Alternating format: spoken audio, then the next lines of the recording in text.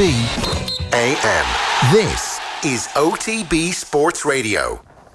And yes, your very good morning. Welcome to Wednesday morning's OTB AM. Dave McIntyre in the hot seat this morning. Thanks for making us a part of your morning. Do get in touch with us at any stage over the next couple of hours on all of our social media channels. We're all a little bit sombre this morning. And of course, we will be spending a little bit of time sifting through the debris of Ireland's defeat in Geneva last night. Damien Delaney will bring us through with his thoughts on what happened against Switzerland. Tommy is with us this morning. Hello. Morning, Dave. It's all pretty grim, isn't it? It's horrible. Phil Egan said it this morning. He goes, lads, wouldn't it be so much easier if you just weren't a sports fan? You could sit there watching box sets or something. But there would be something else going on in your life that you're passionate about that might let you down from time to time. Yeah, you're right. But it's a tough time to be an Irish football fan when you're watching that. Yeah, it is. There was, look, there's no question, and do let us know your thoughts on it at home. There's no question that it was a better performance than the one in Tbilisi, but it was still very poor and it was still made for very grim viewing, and there was a terrible sense of inevitability about the game. I felt that I just couldn't possibly see where the chance was going to come from, and let's be perfectly honest, they missed a penalty, they hit the post. We were blessed to get out of there with a 2-0 defeat. It could easily have been 6 or 7 if everything that the Swiss had done well had gone right for them. Yeah, I think the overall feeling for me was frustration. Like, that Swiss, the first Swiss goal, Stefanic's goal, that came from a free that Aaron Connolly had won on the halfway line. RT had showed a replay, and next thing the ball's out of play and it's a throw in for Switzerland. And you're like, what's going on here? I nearly missed the Swiss goal because I rewinded it. James McLean had put the ball out of play. I don't know how James McLean got the ball in the first place. They obviously took a quick free. But like, why aren't we putting that in the box to Shane Duffy? You know? Like, why is that happening? And then to go down the field and to score a brutal goal. Like, the conditions were terrible. There was word before the game, is it going to be a leveller? But it really wasn't. Like, it nearly exposed us more than anything. Yeah, they were still able to pass. Yeah, if you are struggling in the passing department, the pitch is only going to expose you a little bit more than your opponents. And I've commentated on a lot of Switzerland's games, and bar 5-6 minute spells in each of their matches, they're excellent. They are a very good team. They're out of our league. They should have beaten us in Dublin. And they have 7 or 8 players who are playing at a really high level. I think there were 4 players starting last night that are regular starters with Borussia Mönchengladbach. They're top of the Bundesliga at the moment. They've got Premier League players in there. They've got a couple of guys in Serie A. Look, they're a good team. They are. And they're a younger team. They are. And they know how to play 3-5-2 very well. I thought it was very telling last night. There was a moment where you could see Alan Brown was shadowing Granit Xhaka, and he was chasing him around, he's following him, and Fabian Schär, who scored the goal in Dublin, is coming out of defence of the ball, and Xhaka shows that he wants it, and he's opening up the space, and Schär goes forward, plays a 1-2 and sets up another chance. Yeah, there's a lot of things they did well, and there was a lot of things we didn't do well. I find it very difficult to be critical of this Irish team because they're as committed and as hard-working as any Irish team that we've ever had. I look at Glenn Whelan last night, and I would have been as critical of anybody over Glenn Whelan over the last 10 or 15 years, but what a warrior that guy is for us. Blocking balls in the 92nd minute. Barely standing on his own 2 feet. He's that exhausted after playing 90 minutes twice in the space of a week at 35 years of age, not playing to a very high level at the moment in terms of his club. He's playing well for Hearts, but it's not Champions League football or anything. He's 35 though, Dave. He's 35. Like, do we not have to be looking forward and saying, right, Glenn is just not good enough for us to get a win in Georgia? And like, if there was a better guy than Glenn available, he'd be playing. But do we not have to develop these players? That's obviously a bigger picture, more far-reaching question. Do we not have to develop these players? But Mick McCarthy's remit is to qualify and not to develop the future of the Irish senior football team, because he's not going to be around for it. The FAI is in a terrible hole financially, and all he's been asked to do is to get us to the Euros in 2020. He's not being asked to bring someone like Malumbi through, or Conor Coventry through, or somebody like that. Or Josh Cullen sitting on the bench. Or Josh Cullen. Conor Hourihan, who didn't have a great game against Georgia, but like Conor Hourihan's delivery, he offers so much. I felt that he was the fall guy for Georgia. I thought it was a little unusual that, albeit he was poor in Tbilisi, I thought it was unusual that he was the guy that was... I mean, Jeff Hendrick was fortunate to be starting in place of Conor Hourihan, for example. And one thing about Jeff Hendrick last night, I consider him to be our best player. Potentially our best player. And there were little 5-minute spells in the second half where Jeff demanded the ball, got on the ball, moved the ball. We looked like a different side. Now, the frustration, and I've seen Jeff play many times live on our Premier League coverage and off the ball for Burnley, and doing that for longer spells in games. He just disappears. I wonder why he goes missing for so long. He disappears. And we will put that to Damien Delaney as well. It's just an incredibly disappointing situation. And, you know, I was even more disappointed after the game to hear Mick McCarthy saying yet again that line, well, I would have taken this position, you know, the opportunity to win our last game and qualify. He said it before the Swiss game. Yeah. He said after the Georgia game, I would have taken 4 points. It's just kicking the can down the road. That's all that is. You know that by the time next month rolls around, we will be convincing ourselves that we're in with a shout. I convinced myself last night. I was like, yes, Aaron Connolly's starting. Poor Aaron Connolly. Like, he showed flashes and moments last night where he's going to be an outlet for Ireland in years to come. Yeah. He is. Like, I was quite impressed with his first half performance for someone so young, living off the scraps that he was being forced to live off. and the state of that pitch last night, like, that takes it out of your legs. It has to take it out of your legs. And there was no real invention up front. Like, Callum O'Dowda seemed to add something when he came on as well. Yeah. But again, O'Dowda's somebody who's barely playing for Bristol or playing in the Championship at the minute. So, you know, it can be hard to start someone like that as well. Yeah, it's going to be a difficult one for us, and I think we're in a position where we probably need a little bit of luck to go our way. We obviously need to keep a clean sheet, I think, because we've got 6 goals in 7 games, and there's absolutely little chance of us scoring more than once. When you can see the first goal after 20 minutes last night or 15 minutes, like, that's essentially it. Are you really not going to blame the players? I watch them and I watch what they're giving, game in, game out, and I can't fault their effort. Like, I'm so fond of James McLean on loads of levels, but in the last 2 games, he just hasn't been good enough. Mick said last night he needed a left-sided player. Like, that's why he started last night. But you're getting from James what he can offer you, I think. Can you not get that off the bench for 30 minutes? For so long, I felt that the managers were to blame for the poor performances that the team was delivering, and I always felt that the managers, successive managers, going right back to, at times, Brian Kerr. Steve Staunton, Trapattoni, Martin O'Neill in particular, out of all of them, that they weren't getting the best out of the players, the best that they could possibly get from the collective. But now I'm starting to wonder, was I wrong for all of those years on that, holding that opinion, that maybe it is just the players are not simply not good enough. I mean, we have been banging this drum for a long time, going back to the end of the Trapattoni reign, right up until last night. Is it always the manager to blame? Well, Are the players simply not there? Are the players simply incapable of keeping the ball, as we spent so much time discussing? Yeah, like, it's so frustrating. Like, I remember Seamus Coleman, who wasn't great last night, probably hasn't been great in the last little while, but I remember him in 2016, in Euro 2016, and he was extolling his teammates to not just launch it whenever they got it, and they played a bit of football at Euro 2016. And last night after the match, Glenn Whelan came out straight away afterwards, and he's good at it, and obviously he's a warrior, as you said. And he said, we showed them too much respect in the first half. We didn't go and we didn't get at them. And I know it's a bit of a cliche to say go and get at them, but when Ireland do go at teams, and as you said, pass and play, like, they can play. It's football. It's not rocket When do we science. do that, though? We don't. Like, they chased the game for 15 minutes last night, and it did look okay. Perhaps we're not capable of it. I think it's a mentality thing. Like, George... If it's a mentality thing, it's changeable. Yeah. But why haven't we had managers that are capable of changing the mentality? We'll put all this to Damien, because I don't know what the answers are. I was a little more positive after last night, because I admire a lot of these players for the way that they man up. But watching them play is a very disheartening experience, unfortunately. And you want to be positive, and I know we will get towards the Denmark game and we will feel that we have a chance. And, you know, maybe Mick is right. You know, we would have taken this before the tournament, the qualifying campaign began. Win your final home game to qualify for a major tournament. That's not a bad position to be in if we felt there was a real chance of us actually seeing it through. Let's get some of the reaction from Geneva last night. Here's Mick McCarthy on last night's performance.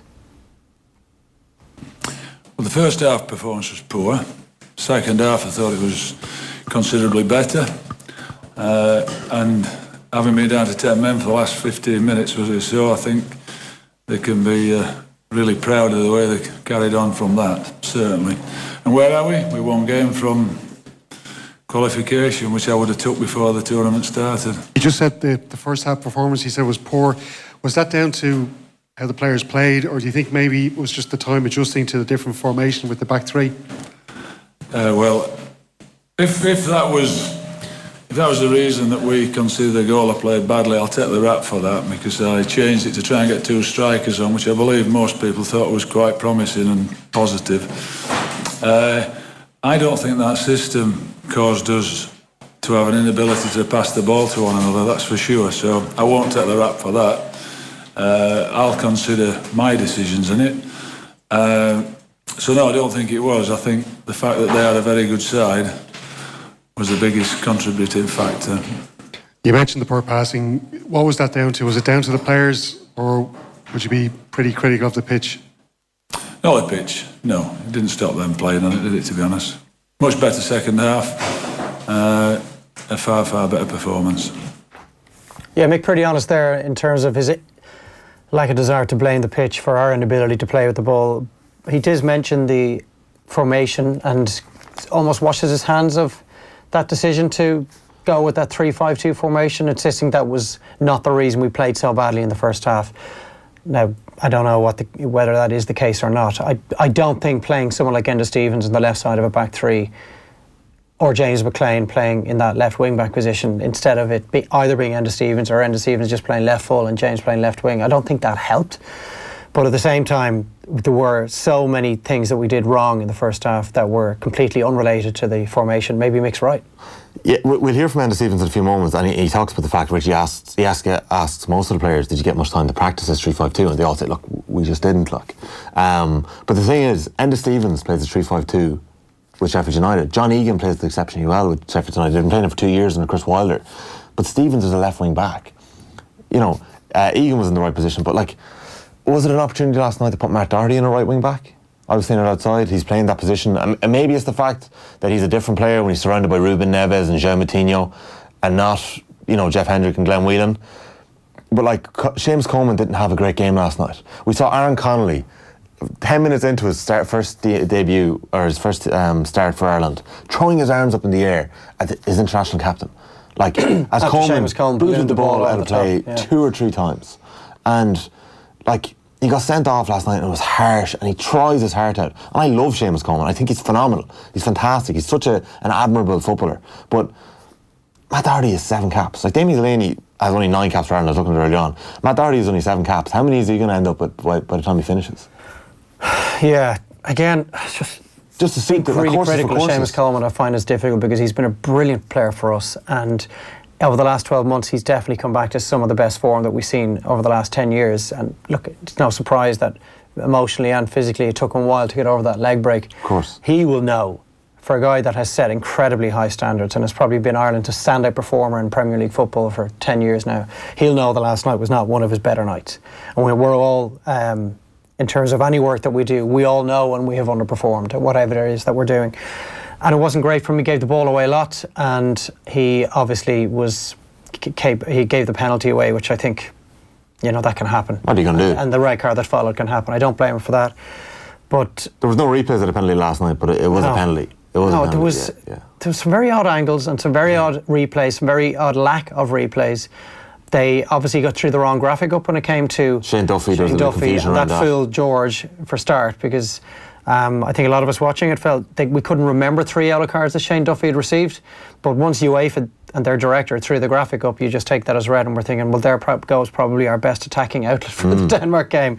But thankfully Shane Duffy is available, and he was responsible for one of our best chances when he headed straight at Jan Sommer, and either side of the goalkeeper it may have been a different outcome. Richie, as you mentioned, Tommy was over in Geneva for off the ball last night. He also caught up with Enda Stevens after the game. Yeah, it was a tough game, obviously disappointed. We came into the game thinking we could have got a result, and unfortunately we just couldn't get it. How long have you been working on that different formation? Because it seemed to start off with 3 at the back there tonight, and yourself being operating on the left hand side of that defence. How long, or how many training sessions have been put into putting out that performance, or that formation, I should say? Well, we didn't really get the chance to the day before the game, because obviously I probably had people watching our training session, so that was the most difficult part about it, and the quick turnaround. But we have players in the team that know the formation and know the position. Obviously they play, me and Eags play, Duff's plays, so we kind of knew the role, but it just never really kind of clicked for us, and then we changed formation, and we kind of got a foothold in the game a bit. Was it more difficult for you to operate on that left-hand side defence rather than the left wing-back role that you might be used to at Sheffield United?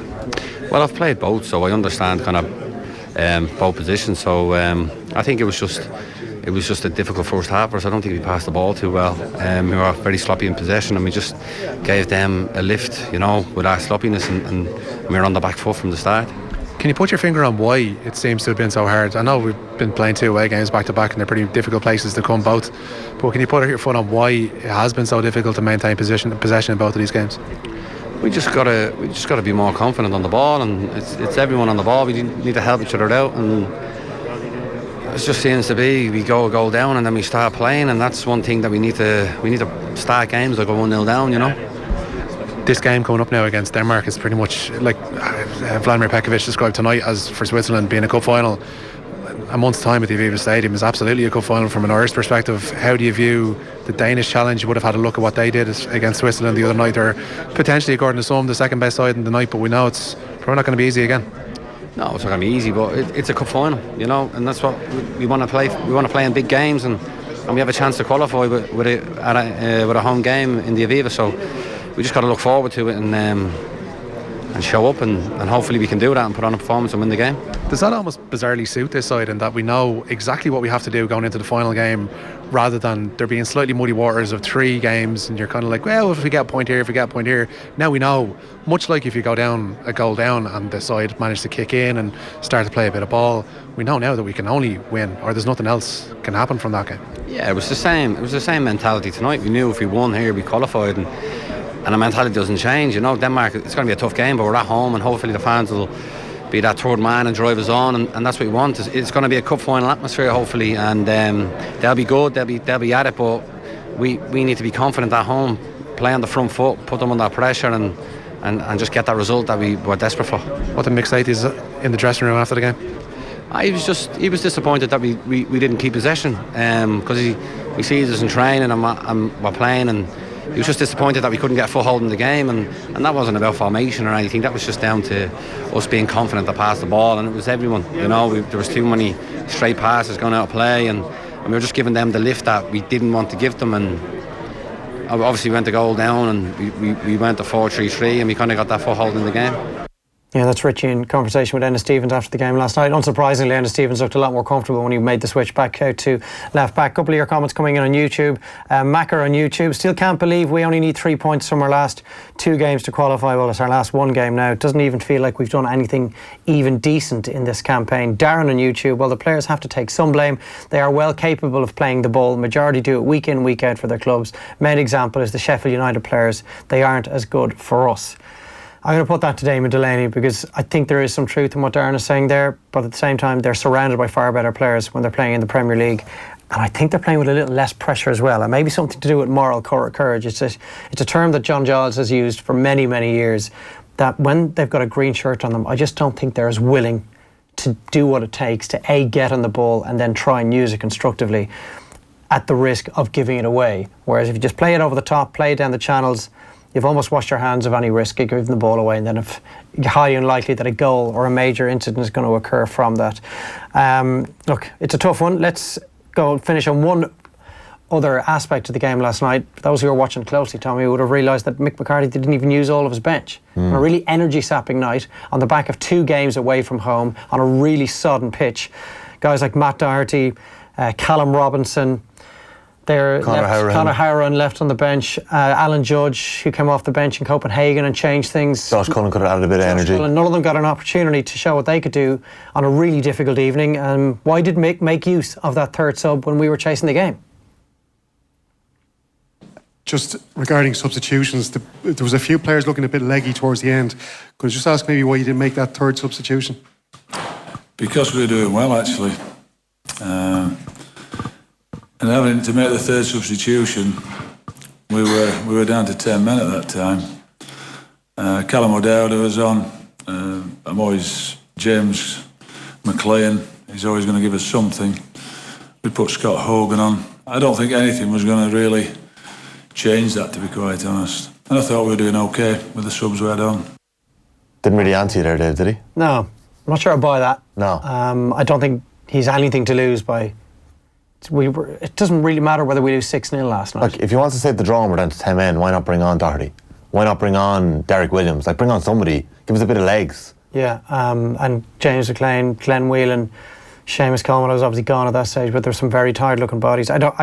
It's hard to see the logic of not using all three of your substitutions, but look, however, here we are. So it's a busy morning on OTB this morning. Here's what is coming up over the next couple of hours. We have been getting our reaction to what happened in Geneva last night. We'll get more of that with Damian Delaney later, but we're going to bring you through the morning sports pages now over the next 20 minutes or so. Damien will be on just after 8 o'clock.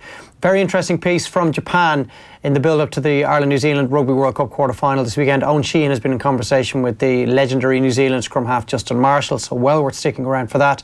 Mike McCarthy is going to be with us around about 20 to 9 to continue our preview of that game and maybe have a look at one or two of the other quarter-finals as well. It's an absolute blockbuster weekend, Saturday and Sunday, 2 brilliant games on both days. And then we'll have Phil in as well, just after 9 for the latest in the sports news. But for now, it's time to go through the morning's papers.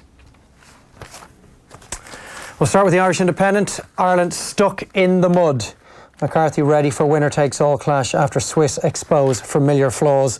And then there's a line on the New Zealand-Ireland game as well from Rory O'Connor in the Independent. O'Mahony relishing shot at biggest match of his career, which tells me Peter O'Mahony's going to be starting in the back row. Sounds like it. There you go. I've the Irish Star here, Dave. Pain in the Swiss. Paul Lennon's piece on the defeat in Geneva last night. And down at the bottom here, injured De Gea, doubt for Koptai. So United are in trouble. It's a tough, they are in trouble. Tough time to be an Ireland fan and a Manchester United fan at the minute. It's grim. Is that what you are? Unfortunately, yeah. That news will have filtered through last night that David De Gea, he pulled something taking a goal kick, was it? Yeah. I think he made a couple of saves in the game. He made some brilliant saves last night for Spain against Sweden. A huge result for the Swedes, but he hobbled off and he hasn't got much time to get himself ready for that Liverpool game coming up in the Premier League weekend that's ahead of us. So Sergio Romero, league rant? Romero's a pretty decent backup keeper, but he's no De Gea, and United are just in such a bad place at the minute. I also just want to mention in the Star, Carlo Kane's column, is GA Congress up to the mark? And it's just kind of looking at the attacking mark that's up for debate this weekend at the Special Congress. We might come back to it a little later, but the sin bin, is it going to be better than a black card? A lot of people think it might be. Taking a kick out from the 20-metre line is another rule that's up for debate, for discussion. And then there's the attacking mark, which, I've been lost in the full forward line for the last couple of years playing club football. I'd love if that was brought in. It would force the boys to kick the ball into me a bit more. But it's a really interesting one. You saw Conor McManus and Monaghan use it so well in the league. Yeah. I actually really like the way they use it. Well, I'm certainly a fan of the sin bin, and I would like to see that replace the black card, even for a trial period of, I'm talking in the Championship now, not prelim competitions or the Alliance Leagues. I'd love to see it in the Championship, because I do think that you're hurting the team immediately. Absolutely. I don't think a team is hurt at all by a black card, unless they've used all of their subs, and that does happen maybe at the very end of games. I think at club level it makes more of an impact, or even for smaller clubs it makes more of an impact. But for the likes of Dublin, you're rolling on somebody it's a like-for-like replacement, somebody who's just as good. Plus I think the effect extends to club level as well, because not every junior club out there has got 26 guys on the side, or 26 guys in their squad and 9 guys on the sideline, and if they do lose a couple of guys to black cards, they can just bring somebody else on. They maybe won't have that. They've got maybe 4 guys on the sideline, and they want to make a couple of changes, and they've lost 2 guys to black cards, and that leaves them hamstrung for the rest of the match. So at least every team, if they've got 15 on the pitch, will be able to cope with a sin bin situation, provided they don't get 2 or 3 guys sent off at the same time. The attacking mark, I'm still on the fence on that. I just think it's got too much of a bang of the AFL off it for me. Really? I take your point on how well it was used by certain teams in this year's league. Monaghan were the best at it, particularly in that win over Dublin and Clonus. I'm just not sold on it yet. I even think Dublin in the Championship were playing as if there was an attacking mark in place. You saw Brian Fenton, whenever he got a free, hand up, looking inside for Conor Callaghan, Kieran Kilkenny. They rotated Paul Mannion inside in that full forward line, and they actually used the strength of their full forward line to launch ball into them, and they were good enough to roll their men or burst through them. I actually think it would actually improve the game of Gaelic football. I think it's worth trying and seeing if it does. It may improve the game, but I think there will be situations as well, and I'm thinking of the likes of Conor Callaghan, whose instinct when he hits the ground is to get turned, beat his man and go for goal. But you don't have to take the mark. But I think players immediately will stop playing. I'm not sure about that. As soon as they make the catch inside what they believe to be the scoring zone, I don't think any player will continue to make his run or try and lay it off or try and pop a little hand pass over the top to someone who's running behind. I think instinct will kick in and you will stop playing immediately, and then you will have this delay and lads going through pre-kick routines and taking their X number of steps back and there's 3 steps sideways and licking their fingertips and all this kind of stuff. I think could crop into the game, and it could take 60 seconds every time someone makes an attacking mark. You need like 3 to 5 seconds to take a mark, like take your attacking mark. Like, you don't have that much time. But the defender should step back and you get to take your mark, and that's it. 6 seconds is an exaggeration, but I would be amazed if we see this 3 to 5 seconds rule. I'd love to actually see it. I'd love to see it next year, the attacking mark and play. And that might be because I'm biased and I'm not disagreeing with you, because I'm actually going to sit on the fence on this one, because I'm just not convinced as yet, but I'm for anything that improves the game, and therefore would not rule it out in any way. I'm up next, am I? This is the back of the Herald. The winner takes it all. Tough night for Ireland, but boss McCarthy backs his players. Mick McCarthy says he's happy to take on a winner-takes-all situation at home to Denmark next month, despite last night's loss in Switzerland. Look, that is the narrative he has to go with, because that's the situation he finds himself in. Had we won last night, he probably would have been saying, I'm so delighted we don't have to go down to the pressure cooker that is the final game. I was dreading having to have it all riding on that, and the pressure that would come with that. So I'm delighted that we're qualified already. But look, he needs to take the positives out of last night if he can at all, like he did in Tbilisi, and look ahead with some optimism to the Danish game. I've the Irish Sun here, Mud Grief, and also Dane Coles at the top with Neil O'Riordan in Tokyo. We're not afraid. Dane Coles insists the All Blacks are not worried about Ireland's recent record against them. And just going to jump inside again, there's a piece on our toes here. During their first meet senior final. Just want to mention really quickly, Davy Byrne, the former Dublin goalkeeper, is their boss at the minute.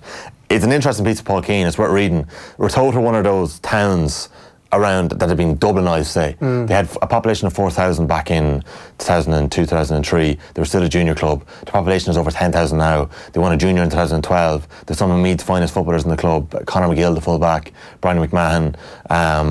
I remember playing football underage, and there's so many kids from Atote that were up and around the best in the county. They're in their first ever senior final. They won a junior, then intermediate fairly quickly afterwards. They're playing Summerhill. It's an interesting story. It's a very interesting story, and how that community has exploded the population there, and all those commuter towns in Meath.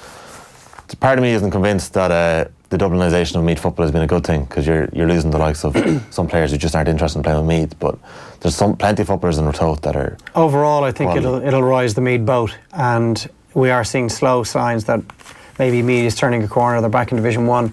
They had a reasonable championship. I think that's not being fair. They had a very good championship getting to the Super 8. So it's been a really interesting couple of weeks in the club scene. We saw what happened with Porry Pierce at the weekend, which was just incredible to finally get over that hurdle in Roscommon, having lost, was it 9? This was their 10th final or their 11th final? It was definitely 5 since 2005. They'd definitely lost 9, if not 10, before they finally got over the line at the weekend. I'll give a shout out to Ramsey United, unfortunately beating the Cavan County final, which is my father's home team. So that would have been an excellent, although Castlereagh backing up what they did last year after they won their first county title. So I think some of the incredible club stories are lost at times, because there are so many of them.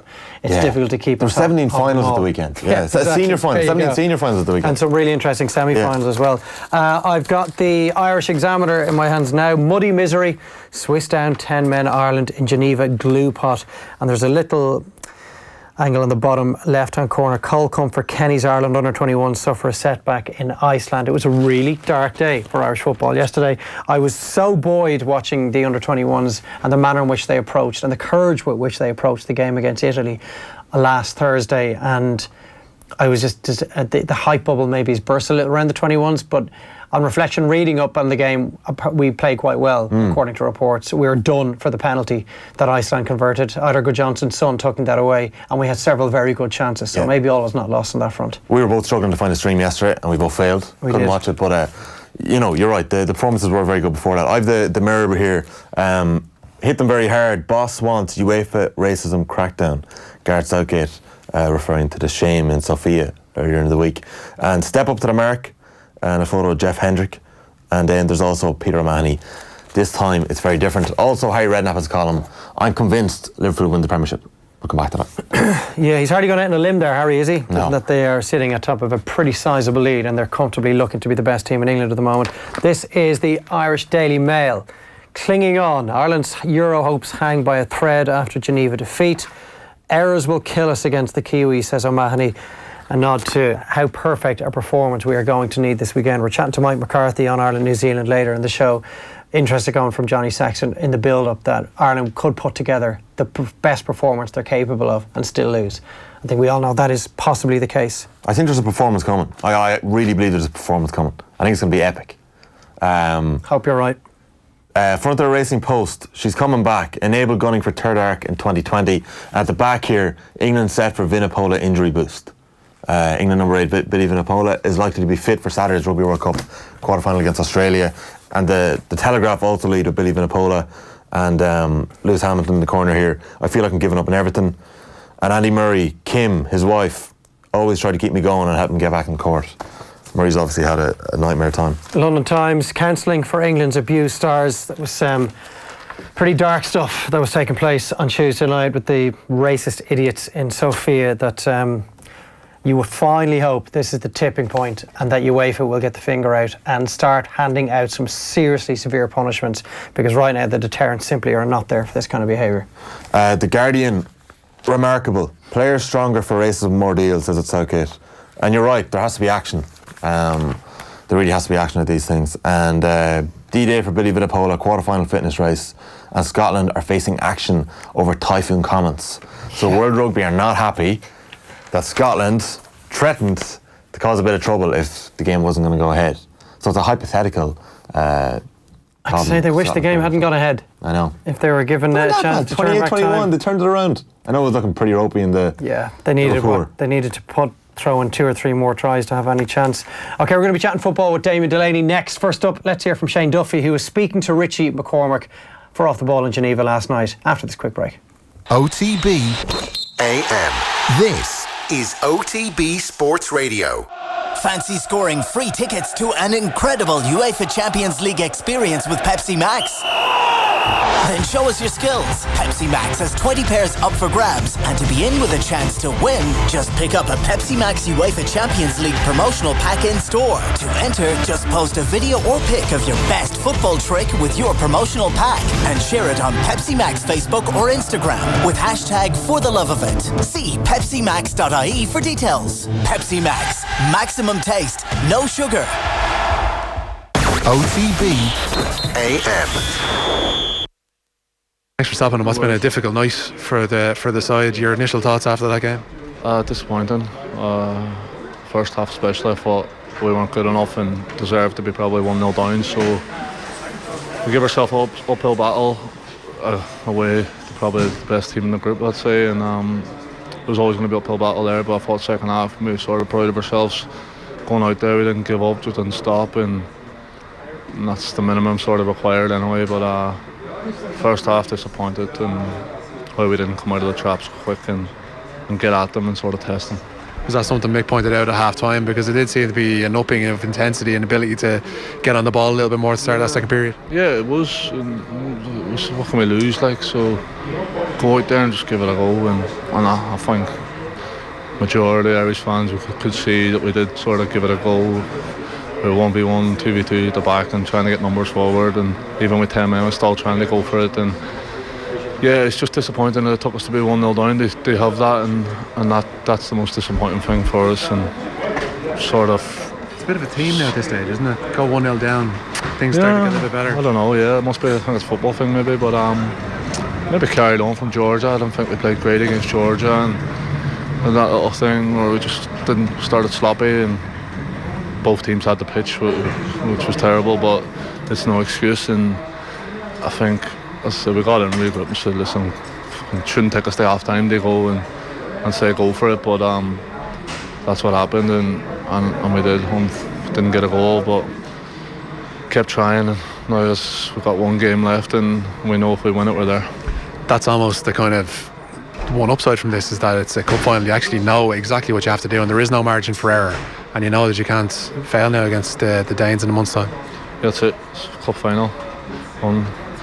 I know it's sort of cliche, but you got to put it behind you and look forward to the next one. But that's what we got to do. If we take that second half performance in the Denmark at home, we know the Viva's going to be rocking. You know everyone's going to be up for it, and we're one game away from the Euros and a couple of games in Ireland hopefully. So we know the risk. We knew it tonight if we won, but I said that's the disappointing thing. We knew we could have had it with a game in hand, but it weren't to be tonight. So you've got to have belief, and that's what I've got.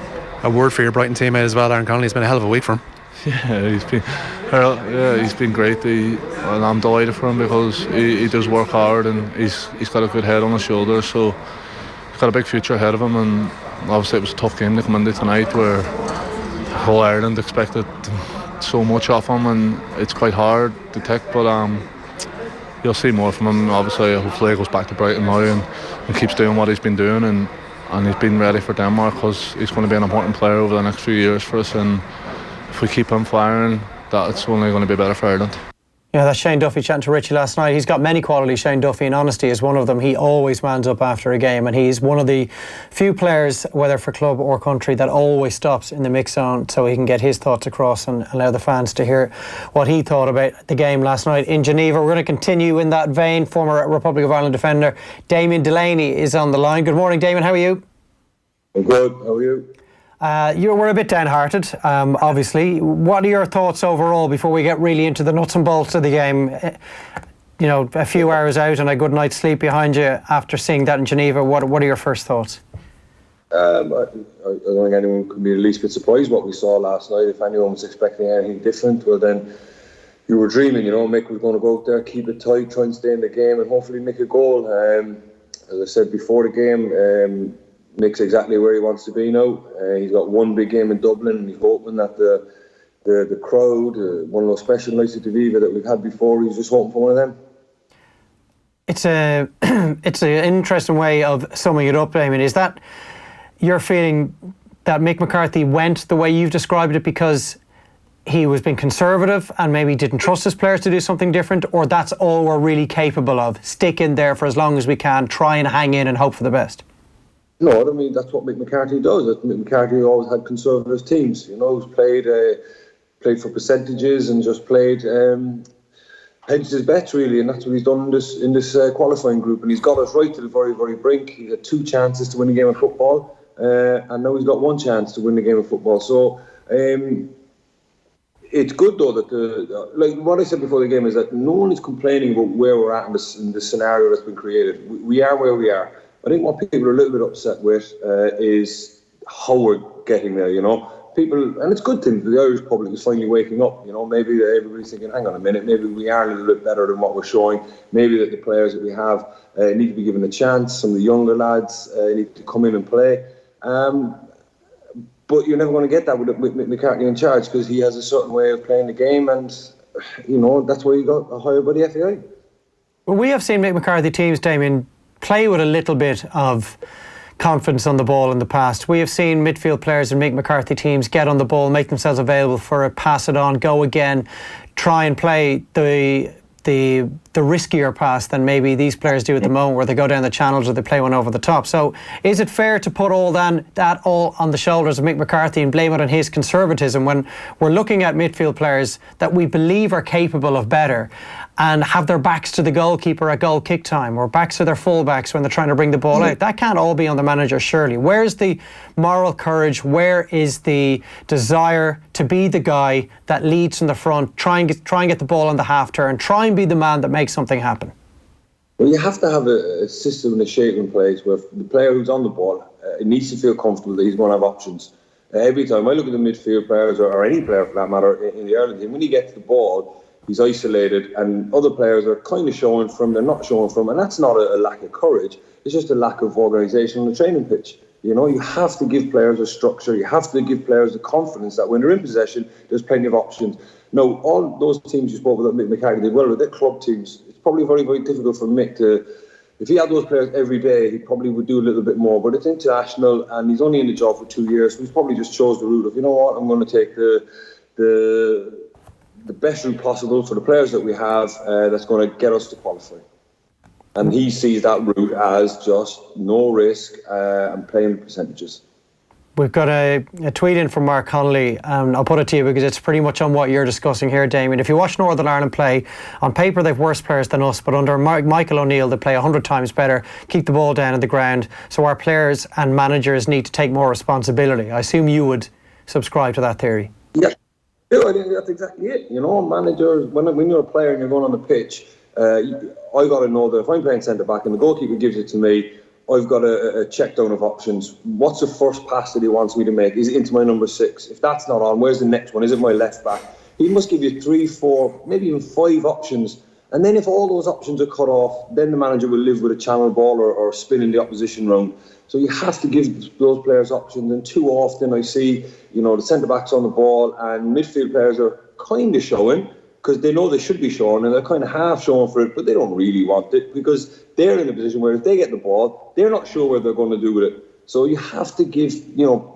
So last night we played 3 in the middle of the park and we played with wing backs, and Nick Steiner was very, very prominent in the first half because James McLean is kind of 2v1. So you're creating your overload in the middle of the park, and that's where you have to keep possession. Otherwise, if they have possession, they're going to get it to where they're strongest, and that's on the flanks because they're going to have 2v1 out there. Well, when you describe players as half showing but they don't really want it, again, I'm not sitting here to defend Mick McCarthy because I think he got some things wrong last night, and successive Irish managers have got things wrong. But I don't see Jeff Hendrick, his performances, for example, as being the fault of the manager. I thought there were little 5-minute spells in the second half last night where Jeff showed why we are a different team when he gets on the ball and demands the ball.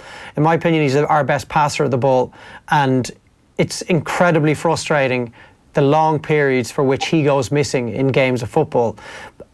I would like to see him just, and he's one of several players, irrespective of what Mick is saying to them, get on the ball and try and make the effort. I wouldn't fault an Irish midfield player for losing it because he was out of options. I fault an Irish midfield player for getting it, turning and booting it over the top in the hope that it might get a little nick off somebody or a striker might get on the end of it. But you see, that comes from a lack of confidence. You know, if everybody's on the same page, that's the most important thing for a football team. Everybody's got to be on the same page. If we're playing long ball, then no problem. Everybody's got to be ready. You know, big number 9, flood for bits, runners in behind. Or if we're going to pass the ball, when Jeff gets on it, he needs to feel very, very, very confident that when he gets the ball, he's going to have all the options in the world. And if one option is taken away, no problem, I'll go to my second one, my third one, my fourth one. And if that's not there, then we'll tolerate the long ball. But at the minute, you see players get on the ball and they just seem to hesitate, don't they? Because they're not sure where they're going to be. And it's been like this way since Trapattoni 10 years ago. And as I said earlier, it's a good thing that the Irish public is waking up and they're starting to look at this now. Because before, maybe, definitely, you know, I think people are sick of watching Ireland play the way we play because you see other countries with lesser resources and smaller populations and not as good players, not just the north of Ireland, but other countries that they can do it. So we're kind of getting frustrated at finding why can't we do it? And it's going to take a manager that's going to come in and with a brand new vision, and maybe it might take one qualifying campaign where we're building something special, because you can't turn, you know, water into wine overnight. It might take a little bit of time. Mick obviously isn't going to do that because he's only in the job for 2 years. He's almost just kind of like, get us to the Euros any way possible, because let's just do what we always do and pick the safe option and hedge our bets. But hopefully with Stephen Kenny coming in, I mean, you see what he's done with the 21s already. They're playing a nice brand of football. So he seems to have, you know, changed that very, very quickly. And we're all hoping that maybe he can do that as well with the senior squad. Yeah, I think that was always going to be an issue with the short-term nature of Mick's reappointment, in that it's not Mick's remit to develop the senior team for years to come. Exactly, and it's not Mick's fault. Yeah. When he interviewed for the SAI, Mick would have went in and said, this is what I'm going to do and this is how I'm going to do it. And he's done exactly what he said he was going to do. He got us right to the qualification with 2 games to go. Win 1 game out of 2 games. And that's why you always hear Mick say, if someone had offered me that before the tournament, he'd have taken it. So Mick's doing what he said he was going to do, so it's not his fault. It lies with the people who hired him. You know, like anybody that goes in for a job interview, you're going to sit in front of your interviewer, you're going to say, this is what I'm going to do and this is how I'm going to do it. So Mick's going to apologise to nobody for what he's done. I think he's done a fantastic job because he's done what he said he was going to do. If people want something different, then you have to try a different way. We have to do something different. And that, I'm hoping, is Stephen Kenny. Yeah, I think that's fair, Damien. We heard from Enda Stevens earlier in the show, and he told Richie that they had little or no time to work on this new formation they started the game with last night, 3-5-2. Now, we aren't in and around the camp, we don't know what the circumstances were, but that is the sort of thing that Martin O'Neill was routinely hammered for. Players going out, not having had much time to go through and drill a system into them to be able to play with the confidence, knowing that they had a body of work behind them, that everything had been prepared and brought through the routines. That seems to be the case last night, though. Yeah, I know, but I mean, and that was routine on the man, where teams were just thrown together 45 minutes before they had to be into the UEFA delegate or the referees, whoever it was. Whereas I think Mick's tried something. He wanted to get Aaron Connolly because the kid shows such promise, but he needs to get him some support. So Mick chose that he wanted to play two up front, so he had to adjust the system. Now I know, the one time you go to 3-5-2, you had an absolute prototype right wing back in Matt Doherty. So, I mean, he must be sitting there to go, we've gone and played three at the back, we're playing with wing backs, and I'm still sitting on the bench. And Enda Stevens plays left wing back for his club, and he's playing left side of three centre backs. So it's kind of like, yeah, we do the players that fit it, but I don't know, man. It was a strange one for me, but Mick sacrificed a lot. I was very surprised he did that, very, very surprised. But look, he's tried something, it hasn't worked, and we get another shot at it on Tuesday night. So I want to be positive, I want to be optimistic, and I want to say that, it will be one of those special nights at the Viva, because let's face it, nobody's happy with how we got where we are, but we're here now, so let's just try and be positive. And Mick has, potentially one more game, and if we win it, well, then we get a Euros next summer, and the country will be happy. Yeah, absolutely, we certainly would be. I want to go through what your thoughts are on the Danish game in a minute before we leave you go, but let's go through some of the people who were out on the pitch last night. Aaron Connolly got his first start. What did you make of his performance before he was taken off? That was very, very difficult for him. I thought he done well with what he had. He held the ball up well, he worked hard, he ran channels. But again, it was just very, very difficult for him. You need some semblance of possession, you need some semblance of sustained pressure on the Swiss. We didn't get that at all. He was feeding off scraps. So even with two up front, I think it was very, very difficult for him, because even with two up front, we didn't play to our strengths of getting the ball to the front two through midfield. We just kind of hit. There was a couple of times last night we had free kicks in our own half, and the two lads are kind of up against two centre backs, and the free kick missed them. Like, they went through to the goalkeeper or they went out for a throw in, and I'm thinking, God, that is just like a wasted ball. So it's difficult for him, but hopefully on the Danish game in November, hopefully he'll be in better shape. There was an interesting moment 8 minutes in, Damien, and I remember writing it down at the time. Long ball over the top from Seamus Coleman, who we'll get onto him in a moment. I don't think Seamus had one of his best nights, but it was into no man's land. Connolly was nowhere near it. And here's a 19-year-old making his full debut, throwing his hands into the air in frustration, because he knows what he can do if given something resembling decent service. What does that tell you about Aaron Connolly as a character? That this is his captain on the ball and he's making his debut and he's throwing the hands in the air. Is it a real sign of confidence that this guy knows what makes him tick, and that he's confident enough already in his own ability that he can make his point known to even the most senior man in the team? I think it's probably more just frustration that, he's making certain runs, probably the same runs he'll make at his club, or he's expecting the same type of possession or the same type of structure he has at his club, and all of a sudden now he's just getting nothing balls that he probably hasn't experienced before, just down the channels and just chase after them and try and turn it into something. But I wouldn't really blame Seamus for that either, because when you're playing a right wing back, all your options are infield, but obviously if you've got no options infield from your three midfield players, then you have one ball, and that's just down the sides. Yeah, we won't have Seamus Coleman for that game against Denmark. Let's just take a listen to some thoughts from Stewie Byrne, who was on off-the-ball duty last night for the game, and on how Seamus Coleman played last night. There's a lot of worrying signs there at the moment. In particular, I'd have to say our captain, Seamus Coleman, who looks, I have to say, a shadow of the player that we've seen play for Ireland. I mean, there's this bad side to his come into his game where he's getting involved an awful lot in the verbal stuff, and he's trying to sort of wind certain players up as if to kind of get them frustrated. And for me, Richie, you either have that in your locker or you don't, and I don't think he's got that, and I think it's taking away from him as a player and what he's good at. And so I think he's been quite poor for us now in the last few games. But all in all, you know, in terms of that's not going to be an issue now next month because it's not going to be an issue. He's suspended, obviously, with McCarthy coming in. You would presume anyway he's going to be on the right hand side of the fence. Yeah, true.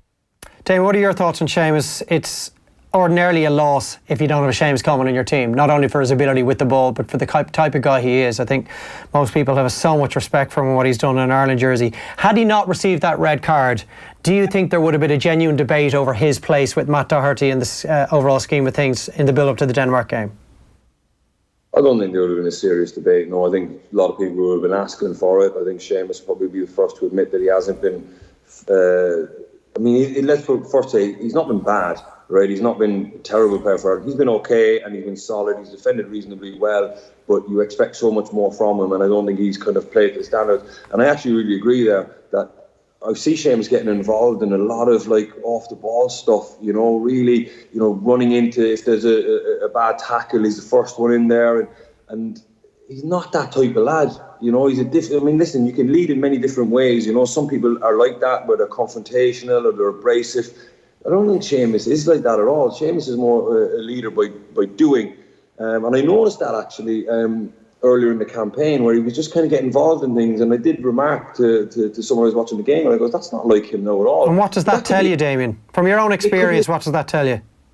It's probably a sign that he's struggling with his own performances, that he's getting very frustrated. I don't think Sheamus is the type of lad that has been made captain and all of a sudden is trying to be a different character than what he actually is, you know. I think it's just more frustration in himself because he set such high standards when he's played for Ireland and Everton, and I think he's just, I wouldn't say he's off those standards, but he's not his usual enthusiastic self, you know, with the ball and things like that. So I think that's a little bit of frustration, but more frustration at his own performance than anything else. And on to Matt Doherty, he was given an opportunity in Gibraltar on a more an attacking right-sided player in front of Seamus Coleman. Mick McCarthy said it didn't go well. That was cut short pretty quickly. He got a chance the other night in Tbilisi, but he was on the left side, so some might say left back, right back, what's the difference? But I think anyone who plays that at a very high level will tell you there is a difference. This time he's going to get an opportunity, if he's fit, to play in the position he's most comfortable in. Yeah, exactly. And I think that if so, you look say someone like Glenn Whelan playing, you know, we don't really have any viable option. So Glenn's kind of going. That's why you have to play Glenn, and he's probably going to play, you know, when he just played outside 2 games in 4 days. But when you look at Seamus, you do have a viable option in Matt Doherty. So I think that's why people are kind of going, hang on a minute, is it time to give this guy a chance now? And I think it probably is. Obviously, he's definitely going to get his chance. But with the system Mick played last night, I was very, very surprised. But that, you know, you had an actual Premier League right wing back playing, and you just gone to 3 at the back. So I'm looking forward to seeing him play right back. It's probably, I don't want to say it's a blessing in disguise, but look, it's forced Mick's hand now with him being fit, obviously. So I'll definitely be looking forward to seeing him against Denmark. Okay, on the Denmark game, so is there anything that gives you confidence we can put in a performance that will be good enough to beat Denmark? Where will the goal or goals come from that will see us win that game? Definitely, I think we're more than capable of putting off one result. Mick McCarthy is definitely capable of putting a team together that can win one game. I mean, you know, it is a cup final, and Mick is definitely capable of motivating the lads, of getting them believing that, you know, we can get a result. No, I'm not going to say for a second that we're going to go to the Viva and play Denmark off the pitch, and all of a sudden we're going to have 60% possession and create loads of chances. We're not. It's going to be very, very similar to what it's been, except he's just hoping that the extra motivation that the night will bring, the you know, those cold night that's going to be at the Viva, he's just hoping that will drag something out of some of the players that we haven't seen before, or we haven't seen in this qualifying campaign, i.e. a Germany at home or a Wales away type of performance. But 6 goals in 7 games, Damien. 3 of those against Gibraltar, 2 of them from set pieces. Outside of a Shane Duffy header or a Conor Howran free kick, are you confident at all that we will create chances from open play that will see us unlock the Danes? No, I don't think we will at all. But I think that we might get a corner and Shane Duffy might stick his head on it. Or I'm thinking that the referee's decision might go our way in terms of getting a penalty or a Danish red card or something like that. So hope for the best is pretty much our method. I agree, yeah, I think it is. I don't think for a second we're going to go there and have 60% possession against the Danes. I think we're going to go there, we're going to play 4-5-1 essentially. We're going to sit in, we're going to defend deep, and we're going to counter-attack, and we're going to wait for set plays. And hopefully, with the atmosphere that'll be there, that'll come off. But I think that's genuinely what we're looking at. And if anyone is expecting anything different, and if anyone expected anything different last night against the Swiss, well then, you're dreaming. Finally, Damien, outside of Matt Doherty, who we know will come in, what other changes would you make for the Denmark game? Do you bring Conor Hourihane back in? Do you look at James McLean's place in the team, for example? Do you absolutely start Connolly again? I would start Connolly again, yeah. I would. I'd probably go with the team that played the second half. Minus Seamus, obviously. The team that played the second half last night would probably be the team that I would go with. So you'd replace McLean with Callum O'Dowda? I know McLean finished the game, but would you bring O'Dowda in for Collins, or would you make a change on the wing? I think I would leave it as it finished last night.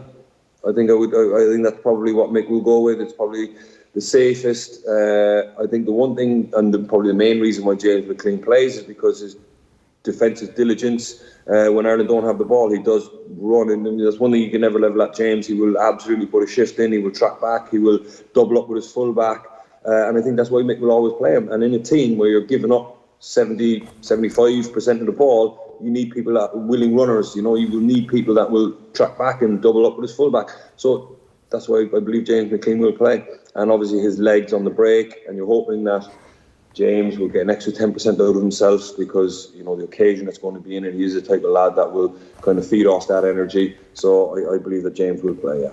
Brilliant stuff, Damien. Thanks very much. No worries, man. Thanks.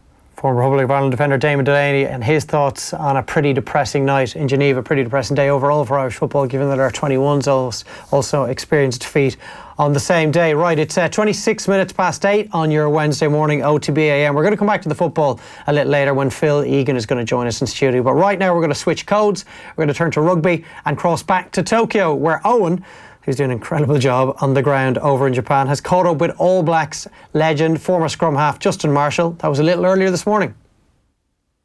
I'm delighted to say that former guest of Off the Ball is now back with us. Justin Marshall, how are you keeping? I'm very well, actually, and it's nice to be on Off the Ball again. I really enjoyed my time when I was on the show in Dublin. When was that? Was that last year before that test, or was it a couple of years around the Lions tour, was it? No, it was last year, before the test match. So yeah, feels like a long time ago. Yeah, it does, doesn't it? Yeah.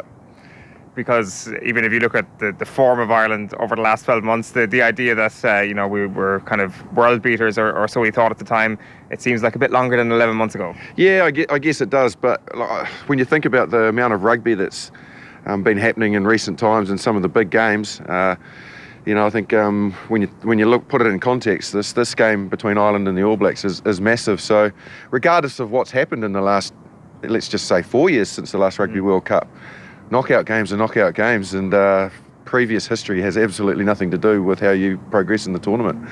What is it like for an All Black when it comes to a week like this, when it comes to the pressure that comes with a quarter-final? Because there's a pressure with a World Cup final at this stage, where they're expected to win a final, let alone a quarter-final. Yeah, well, we've got history, and not all of it is great. Yes, they're back-to-back Rugby World Cup champions, but we've also had disappointment. I've been involved in 2 semi-final losses at Rugby World Cups, and they were unpleasant, once against France and once against Australia.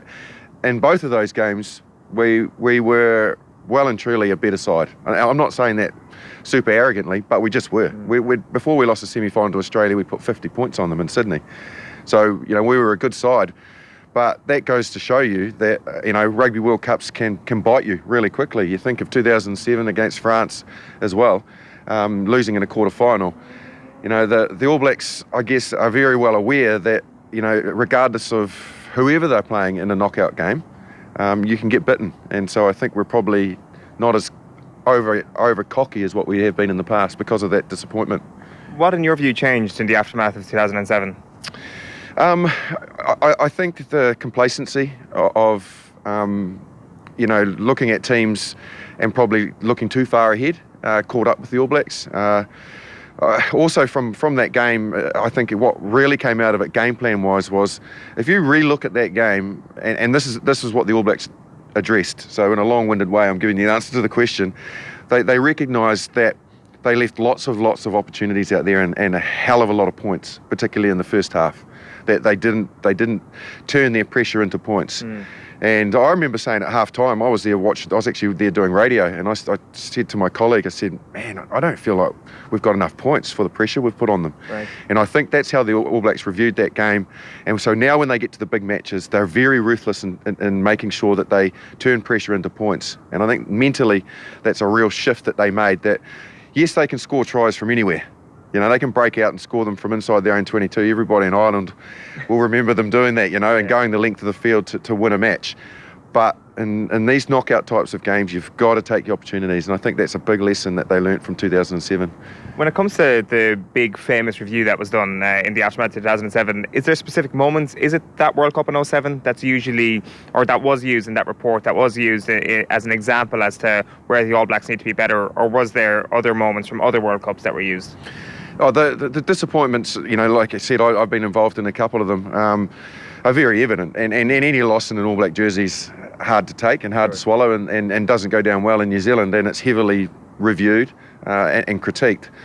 But yeah, I certainly think that 2007 being knocked out of a World Cup in the quarterfinals, that hurt the All Blacks. They'd never had to go through that before.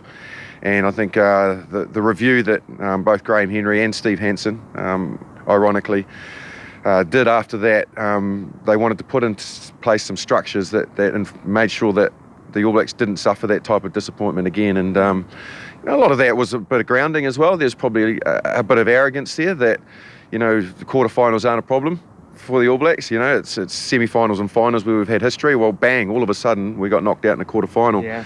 And I think the ramifications of that, All Blacks are all about history. You know, we've got a great history, and that started to be a real blight, and disappointment after disappointment, and then a quarterfinal loss. I think history really shows now that they're a lot more ruthless, and they take it very seriously and don't look too far ahead. When you say it's tough for an All Black to kind of be around after a defeat like that, when you say there's a lot of criticism, is that people on the street stopping you, giving out to you about your performance? Is it the media, or what is it? Yeah, there's a lot of that. New Zealanders are very passionate. Don't get me wrong. They're not nasty. They just care, and it hurts them. It hurts the nation when the All Blacks lose. You know, I'll give you an example. When I returned after 99, and came back into New Zealand and picked up my suitcase. When I arrived home, there'd been 2 or 3 people write on it, losers and stuff. Oh my God! So, yeah, we take our loss pretty harshly, and. Yeah, I think we grew up as a nation though, particularly after 99. You know, 2003 wasn't as bad when we got knocked out in the semi-final there. But yeah, after 99 there was a real public fallout.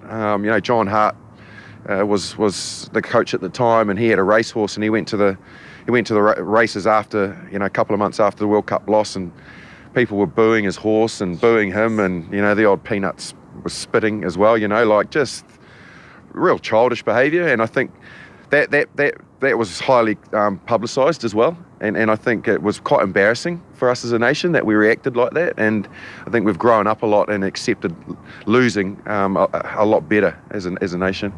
For you personally, was the writing in the suitcase the worst thing that you got? Yeah, well, yeah, that was. You know, I didn't get too heavily criticised because I was on the bench, so it was the first time I'd been dropped by John Hart, and as an All Black actually, and I think it was in 5 years, and he decided to drop me for the semi-final, which was a big call on his behalf. But because of that, you know, it was more what happened in the game and the way that we got to the point where we lost, that a lot of the starting 15 got heavily criticised, and he made some selection, some selection changes that were very heavily criticised as well. He switched Christian Cullen to centre and put Jeff Wilson at fullback, and a few other, obviously dropped me as well. And I think that was another part of, you know, coaches learning as well. You know, do you tamper with what you know and take a risk and a gamble? You know, I've read some information this morning because I knew you're turning up on the game, and I know there's a little bit of debate about whether or not you start the new young exciting fullback. Jordan Larmour. Jordan Larmour. Yeah, I've seen him play. He's an outstanding prospect, isn't he? So, you know, does Joe Schmidt take a gamble on somebody that is exciting and can play, or does he go with what he knows? Yeah. And that's, you know, something I guess the All Blacks have learnt. Well, that's a very interesting subject, because as a coach you surely have to have the confidence in yourself and the confidence in your structures to be able to take a gamble like that. You can't be going around thinking, well, oh, my racehorse is going to get spat at over the next couple of months if my gamble goes wrong, because ultimately I've been appointed as the head coach of this team, and failure should not ultimately result in you being publicly kind of demolished by everybody around the country. That sometimes there should be a bit more of an acceptance for failure. I think we're not great at accepting that in Ireland. Clearly that's not always the case in New Zealand, but then again there's a whole new level of standard when it comes to the All Blacks. Yeah, there is, and quite clearly, the rugby is the number one sport by a million miles in New Zealand, so it is heavily critiqued, as I mentioned. But I guess you take a gamble and you take a risk. You're always going to get some fallout from it if it doesn't work, and that's the same with any sport, or with business, or if you employ somebody that you're not sure of and it doesn't work out, you're going to get criticised by the board. Sport is no different. So it's a conundrum. It really is, and that's why the coaches are paid the big bucks. They make the big calls and they back themselves to get it right. But you've also got to look at the flip side of the coin, which is you know what you know where your strengths lie. Players that respond to what you want because you've had them in the mix for a long time. Do they fit into the game plan better? It's a big part of the equation. Like, you might have a guy that's got all the talent in the world, but the type of structure and game plan you're trying to play, they don't fit into that philosophy as well, because they haven't been there throughout that duration. They're fresh and new, yes, but all those sorts of considerations you've got to have on your shoulders. Yeah, and that is the very definition of the Rob Kearney versus Jordan Larmour debate, is that people will probably argue that Larmour is a more talented player, but Rob Kearney is the very definition of somebody who fits perfectly into the Joe Schmidt game plan, and is a bloody good player as well himself. When it comes to this weekend, where does this All Blacks team rank in terms of the great All Blacks teams we've seen at World Cups? Look, I certainly think their performance against South Africa was high quality. It showed that they are a good side, and they've got a lot of experience here. They've got guys that are, going to their third Rugby World Cup and have had success at two. So, you factor that into some of the other talent that's come in, the likes of Richie Mo'unga, Anton Leonard-Brown, and the evolving Ardie Savea. Those guys weren't prominent in the last Rugby World Cup. So, they've got experience around them, which is great. When you look at guys, there's half a dozen of them nearly played close to 100 or more tests, so there's lots of experience there. But they haven't played since then, since that South Africa game. They haven't been together as a team because of the cancellation and also the revolving sort of door of giving everybody a run in the pool games. So the jury's out for me on how they fit into the dynamic of great All Black sides. But I can see that if they're on their game and play well, they're going to be very difficult to beat. Yeah, because we only got a very brief window into what they can possibly do. Well, the world got a very brief window in that 60-minute performance against South Africa. Once South Africa had gassed themselves, then it was just absolutely awesome. Leaving Japan aside, it's the most amazing thing we've seen in this World Cup, that 1 hour performance from New Zealand. Yeah, it was, and we were under pressure. That first 20 minutes, South Africa had the rub of the green. They were playing good rugby. And then, the tempo of the game, they just buttoned off in a couple of areas, and then all of a sudden it just clicked like that for the All Blacks, and they just went, and South Africa couldn't stay with them. And if they can get to that type of tempo, that ruthlessness, combined with, making sure that they play sensibly, they've got enough firepower there to cause a lot of headaches for most teams. So it's just about whether or not on the day they turn up and perform. The biggest question mark for me, and Ireland will know this, so there's no point in me not alluding to it, and it's no great secret, is the defence.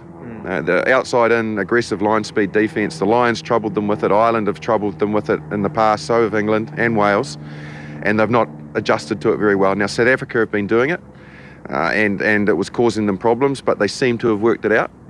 Have they worked it out enough that what's coming from Ireland at the weekend with that type of defence, that they can break it open, because they haven't been able to in the past. Yeah, I was at the Ian Foster press conference yesterday, and he was asked specifically, why is it that Andy Farrell's defences managed to give you so much problems? And he was like, well, you'll have to ask him, mate. So he wasn't too happy with the question, I don't think. Yes. What is it about Andy Farrell defences that do manage to trouble the All Blacks? Yeah, look, well, I was actually coached by Faz and played with him at Saracens, and got a good early taste of his sort of progress into that side of the game after retiring from playing. And He started off working as a skills coach, so he's got that mindset as well. And defence is a skill. Look, there's no doubt that he's taking probably a lot of what he's learnt out of his experience with the Lions as well, and brought some of that experience through Sean Edwards, etc., Warren Gatlin, and the way that the Lions played and defended into the Irish setup. But he's rugby league background as well, Faz, and because of that, that's the way that they defend. Their wingers come, if you think about normal defence where a winger's up against a winger, on defence this guy's coming way in here. Yeah. And that's a long way in the field because you're leaving all this space out here, but they're not worried about that winger out there. They're just coming in and cutting it off much earlier. That's not. We don't defend like that. When you watch New Zealand defend, we simply do not defend like that. We don't want to give space in that channel, and we're not naturally used to defending that way.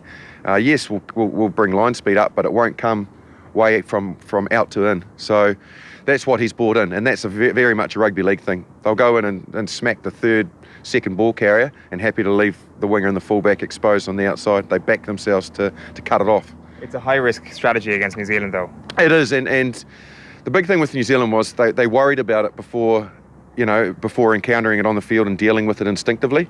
They were pre-planning a way to try and get around it.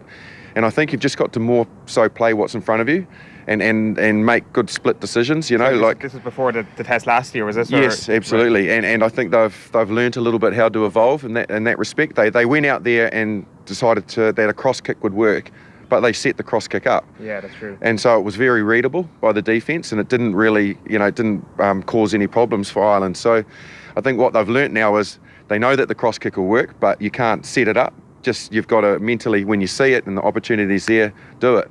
If there's an opportunity for the man out behind the first defensive line, like the transition runners, because the guy's coming up quick. So, those things you've instinctively just got to do. You can't pre-plan what the defence are going to do. You've got to see what's in front of you, and I think they've got a lot better at doing that.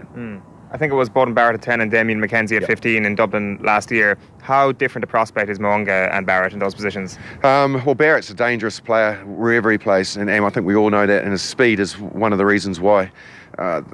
What Mo'unga brings is he's not afraid to throw the pass. And so he'll engage defenders at the line, and if you leave him, he's got great footwork and acceleration, and he'll beat you.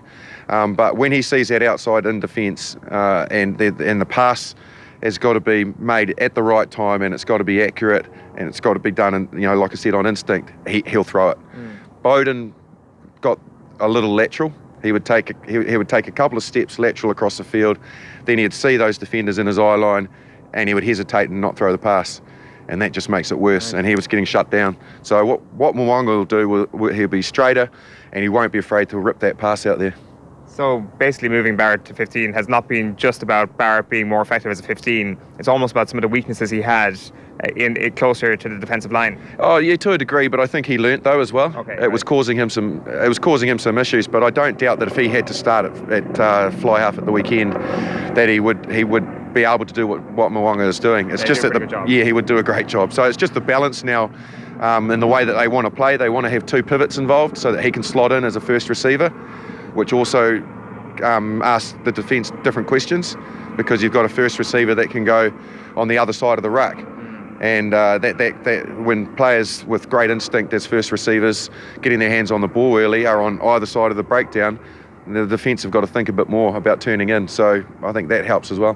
One of the last things I just wanted to ask you about, Justin, was about Conor Murray's performances so far this calendar year. Obviously, ends 2018 is arguably the best scrum half in the world. This year hasn't gone amazingly for him, but I do wonder if he was so central to Ireland's tactical plan in terms of box kicking that as soon as you figure out Ireland tactically, suddenly Conor Murray's performance dips. I'm not sure what you've made of his graph this year. Well, he's a high quality player, and he is world class. And on his day, he's capable of causing lots of teams big headaches because he's intelligent. I think what has happened with Ireland is, yes, they've become predictable and they haven't evolved their kicking game. And because of that, I think Conor Murray got given the mantle of being the best scrum half in the world, but a lot of the plaudits that were coming his way were about the way that he controlled the kicking game. Sure. So then teams analyse it and go, okay, what are his idiosyncrasies when he gets set to kick? Where does he normally kick? What areas does he want to put it in? And so the back three adjust, wingers adjust, they get used to it, and they know and expect what's coming. What I do think is what he's done then is not being able to have the rest of his game in sync. He's got a great running game, but you don't see it now because he's used so regularly as a kicker. So what I'm basically trying to say is proportionately the balance in his game plan is out. So the way that he plays is he's become ultimately more of a kicking scrum half than having all of it together as a balance. Defence, a running game, passing game to the breakdown quickly, and the kicking. He's gone 60-70% to a kicking scrum half, and I don't think that's been good for his game. Like I know myself, when I wanted to get myself into the game, I wanted to take a couple of steps, bring a defender in, put someone in a hole, or if they drift off me, take a break and really ask some questions, which takes pressure off everybody outside you as well. And I just don't think his balance is right in his game. He needs to. He's still a quality player and he's still got it in him. You just wonder what messages he's been giving and how he should play out there. Yeah, well, I was just about to say that.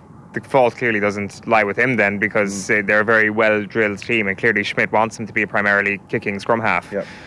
Does it kind of break your heart a little bit to see a scrum half being forced to do that? Yeah, it does. And I think, like I said, but what that does is it affects the balance of the way that you can play as well, because a lot of the kicking is coming off 9, then teams know that, and teams adjust and adapt. You've still got great kickers across the board. If Carney is to play, he's got a cracking left boot on him, hasn't he? And Johnny Sexton's a good kicker. So I just think the sort of algorithm and balance of the way that they're playing is out. It's off, and it's affecting the way that Connor plays.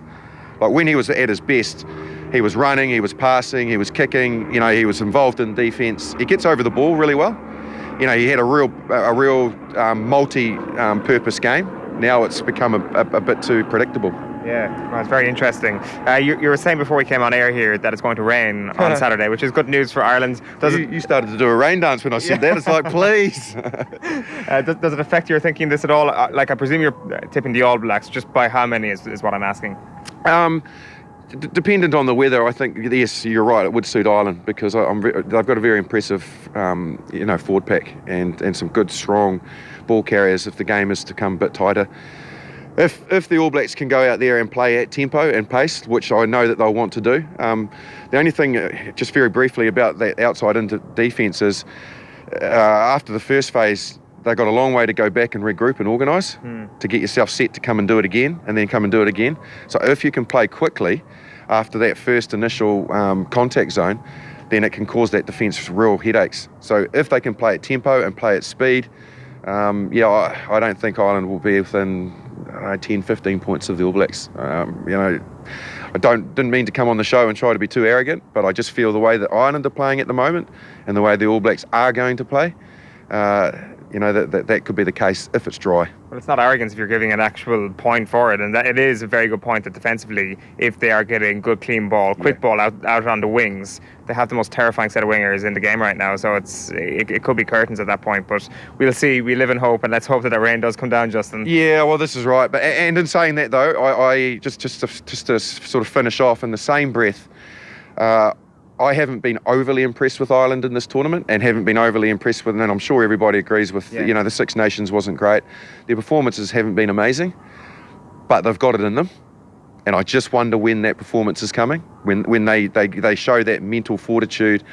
The players that need to stand up, who everybody are criticising being old, stand up for one big match. And it worries me that one big match might be this quarter-final. And obviously Joe Schmidt as well, could be his last game. That motivates, there'll be some emotion there. So yeah, in the same breath that I think we could win by 10 or 15, I'm slightly worried that there's a big performance in Ireland somewhere at some stage. Yeah. And we haven't seen it yet. Thank you for leaving us on a very hopeful note anyway, okay, Justin. No worries. And thank you very much for being so generous with your time. Great to catch up. Likewise. Thank you. Appreciate it. Cheers. Yes, Justin Marshall, generous with his time, and generous enough to leave that chat with Eoin Sheahan over in Tokyo with a positive note from an Irish point of view at least. Let's hope he's right on his last musings that there is a huge performance in Ireland. Whether or not that's good enough to beat the All Blacks remains to be seen, but I think all we're looking for is that Ireland do show up on Saturday and produce their biggest display of 2018. Right, it's just before 10 to 9 on Wednesday morning's OTB AM. We're sticking with the rugby because last night we had one of our biggest road shows of the year. We were back at the Burgosh Energy Theatre with thanks to Heineken Rugby Club with a host of special guests. Some huge names were on show. That full show will be available to watch live later this week. But here's a snippet from it, a little teaser. Brian O'Driscoll speaking about New Zealand. Look at Joe Schmidt's record against the All Blacks. All the games have been super tight. He's managed to win a couple of them, and he's changed the perception of this Irish team. I'm not saying of every Irish team, but of this Irish team in their minds. And I think that is half the battle. My concerns would be where Ireland have always been susceptible is to teams like Wales, like Japan played in the group stage, and to the All Blacks, really good passing teams that are capable, Australia, capable of getting to the width, with two or three passes and really crisp, concise passing, because we've always, we get narrow and we're vulnerable in the wider channels. And I think if you allow the All Blacks to get into their groove, it could be a long day at the office. So, I don't think there's going to be anything magically new. We might see a power play of some sort, one that similar to the Jacob Stockdale try against them. We're going to see something that hopefully will try and break them open that maybe they haven't seen before. And what sort of game do you want? Do you want a repeat of 12 months ago where it's incredibly tight and there is that one moment of magic, or do you want the insane game that was Chicago? I think that's the game we want. If it gets loose and open, I think there's only one winner. I think we've got to play it tight and play a percentage game and, not be afraid to be boring and win the aerial battle. Yeah, Brian Driscoll speaking at our road show at the Burgosh Energy Theatre last night. You'll be able to hear or see all of that later in the week. But there was plenty of good stuff emanating from that. We're going to stick with the rugby. Mike McCarthy, former Ireland lock forward, is on the line. Good morning, Mike. How are you? Morning, Dave. How are you doing? Good, thanks. Yeah, I'm very well. I think we're all just looking to build a little positivity after what we witnessed in Geneva last night. If the Republic of Ireland senior football team isn't going places anywhere soon, we're hoping that maybe the rugby team can do something for us this weekend. Just on where they are personnel-wise going into this game, Mike, you were called into the squad in 2015 after the French game when Paul O'Connell tore his hamstring, and we'd lost so many players. I know you were only with the group for a few days, but what was the atmosphere like that week in the build-up to the Argentinian game, on the back of losing Paul, Shawnee, Johnny Sexton, O'Mahony, Jared Payne was already out. It's a fully fit squad this time around. I would imagine the circumstances are so wildly different. Yeah, and that's massively important, because in a quarter-final you need to firstly play at your best, and you need to have a bit of luck as well. And as you mentioned there, that France game, the last game in the pool stages, it was a great performance against a really good French side back then. And then we lost those key six players. Tommy Bowe was another one you didn't mention as well. So yeah, I got called into camp for a week after that horrific injury Paul O'Connell got, and you just, as soon as you go in, it's just you kind of sense, it's like going into a pressure cooker, walking into the hotel. Lads are on edge. Obviously, it means so much. It's very tense. There's a lot on the line, and the guys just want to get the game played as quickly as possible. They're just itching to get out there and play. So, but it's really exciting. Ireland haven't played New Zealand in a World Cup since, I think, 1995. And listening to Justin Marshall there, about the weather, I think if it is raining, that definitely does suit Ireland. Physically up front, I think New Zealand will be scared of that front row there, the All Blacks front row there. I think their props on that experience compared to likes of Cian Healy and Rory Best and Tyg Furlong. Bestie's probably the best scrummaging hooker in the world. So they'll be frightened by that. And I think Ireland just need to really start the game well. I think back in 2016, 2018, I think one area Ireland really got on top of them was the maul attack. We scored, definitely in Chicago, we scored an early try in the maul where we just we dominated them up front. It set the tone for the game, and I think if we have a really good start, like we saw against Scotland, like we saw against Samoa, where we win the kicking battle, we get a penalty, we kick to the corner, and we have a really well-worked, move against Samoa and Scotland. That was a kind of a shift drive to the front corner. I think, I imagine it'll be a shift drive to the back this time, but I think a good start and win that physicality, win that battle, we'll be in a good place. So every facet of the game that you've gone through there, Mike, set piece, small, kicking game, scrum, it all points towards the sort of tight game that we need it to be in order to beat New Zealand. And the opposite of what Brian O'Driscoll was saying there at the Wargosh Energy Theatre, that if it gets loose and fast and stretched, that's the sort of game that we don't really have a chance of winning against the All Blacks. What can we do to ensure that is how the game does play out?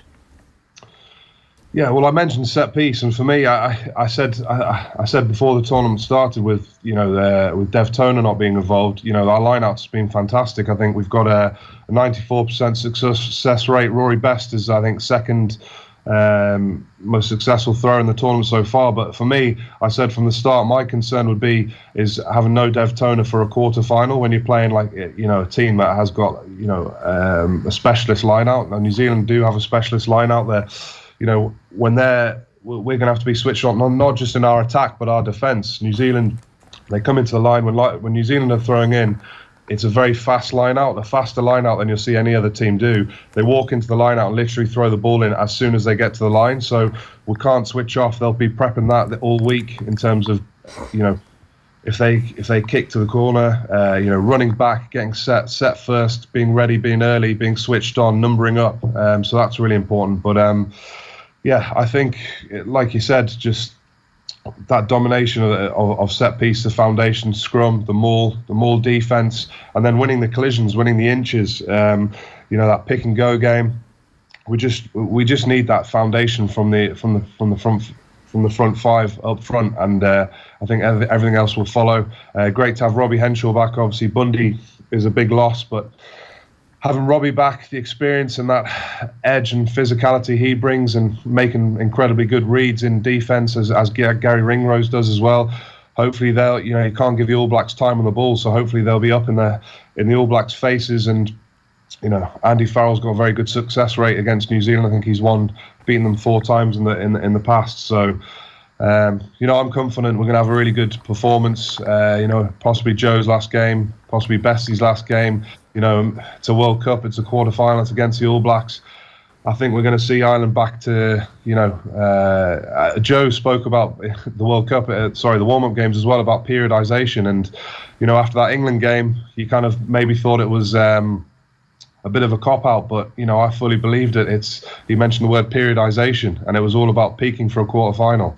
We had a great performance against Samoa, 50 minutes with 14 men. And I think it's going the right direction for the quarter final. You played in that 2013 defeat to New Zealand, Mike. Apologies for bringing that up. I know it's still probably a painful experience to even contemplate, but firsthand that any mistake, as they proved in that last 10 minutes, is just ruthlessly punished. They don't ask another second question. How do Ireland go about getting that error-free display that Peter O'Mahony has been talking about defensively, that you just don't give them the avenues down which to attack? You just make sure that if they're going to score a try against you, it's going to have to be something very special. Yeah, I think, from that 2013 game, that's 100% a game we should have and could have won. But the great thing was the learnings were taken forward from that with the wins in 2016, 2018. Unfortunately for me, I wasn't involved in those games. But 2013, we were in complete control. And, Nigel Owens, who's ref in the game again this week, gave a penalty away he warned us. We were trying to slow the ball down, keep the picking and going. And Nigel warned us, I think, a couple of times about coming off our feet at the breakdown. And probably naivety, lack of experience in those big, massive games. Finally someone penalised for coming off their feet. And, the game was won. It was the clock was done, and the All Blacks showed their class. They kept the ball for 4.5 minutes. That's definitely the most exhausted 4.5 minutes I've ever played at that pace. They're just relentless. They're ruthless. They just back themselves. And mentally, if you switch off, if you clock off, you get punished. You look back to that first pool game against South Africa, and when New Zealand played South Africa, and for me, South Africa completely dominated. I can't remember, it was the first 20, 30, maybe even 40 minutes. New Zealand had hardly any possession, and then yet they won the game comfortably. I think playing in not even in top gear. So anything gets punished. So mentally you've got to be completely switched on. Your discipline has got to be incredibly good. That gaming in Chicago, our discipline was incredible. At the Aviva in 18, it was incredible. Because if your discipline's good, you're giving them as little amount as possible of access points into the game. So that's a big area as well, discipline. Yeah, we've only conceded 2 tries as well, so our defence seems to be going reasonably well. Is it the South African performance, is that the one that would worry you most from an Irish point of view, given that they pretty much absorbed everything that South Africa threw at them, and they really took it to New Zealand in that opening quarter, and they've since had another month together. They've had more time to kind of get their combinations going again after a break from each other, with Barrett at 15 and Moanga settling in further at 10, and they've got Brodie Retallick back fully fit. That a month later, having been in camp in Japan and going through the gears, that they're actually going to be better again than they were against the Springboks. Yeah, that's probably the case. The more time they have together, I think they're pretty good in terms of injuries. So we mentioned Robbie Henshaw for us. Brodie Retallick, as you said, for New Zealand, he's a massive player for them. He didn't play against Ireland in Chicago, and he was a big loss. Their line-out malfunction, their set-piece malfunction without him playing. He's got a massive engine, gets through a huge amount of work. He's a talisman in terms of the unseen work he gets through. And with New Zealand's game being cancelled last week, I know they would have liked to have given him I think he's only had 30 minutes since he's come back from his injury, so they would have liked him to have more time. But he's massive for them to have on the team sheet, so that's a big plus for them. But yeah, of course, the longer they've been together, they've been building momentum. They're looking ruthless. I know one game they got a dressing down at half-time from Hansen. So, yeah, they're looking incredibly dangerous. You mentioned Hansen there. The usual utterings have been coming from the New Zealand camp this week. He always likes to fire a couple of grenades into the mix in the build-up to a game. Always good copy. They said they were keen to avoid Japan, so they were happy enough for that to have happened. Coles has been saying that the recent record against Ireland means nothing, that there's absolutely nothing to fear from a New Zealand point of view when they take on Ireland. Are you among those that believe that the inferiority complex that Ireland had now is completely gone, and that New Zealand do have something to fear, that of all the teams maybe that they could have come up against, we're the side that have had their number over the last 2 years? Yeah, I mean, Joe's completely changed the mindset of the Irish team. They'll be in that camp now, and to people outside the camp, they'll be thinking, we've got a chance of winning, but it's a very small chance. But the lads in camp will honestly 100% believe that they can go out and win this game. They'll know they need to be at their best. They'll know they'll need a little bit of luck on the day, but there'll be full belief within that camp. And Joe's completely changed the mindset. I think previously, before Joe was in charge, I think Ireland were probably at their best when no one gave them a chance and their backs were to the wall. That's not the case now with Joe. He's completely changed that. So the lads will be confident they can cause an upset, and they'll be excited, looking forward to it, and relishing the prospect of this game. Before you go, Mike, let's just look at the personnel and who you feel will be starting this game. There's some quotes from Peter O'Mahony in this morning's papers, and he's saying that this is going to be the biggest game of his life, which is a little bit of a hint that he's probably going to start, because I think there was a little bit of debate around the back row and the makeup of the back row. Would Tadhg Beirne retain his place, for example? Would Peter O'Mahony stay at 6? What are your thoughts on the makeup of that scrum? I assume the 7 of the 8 places for you are locked down. It's just a question of whether Peter O'Mahony gets in at blindside again.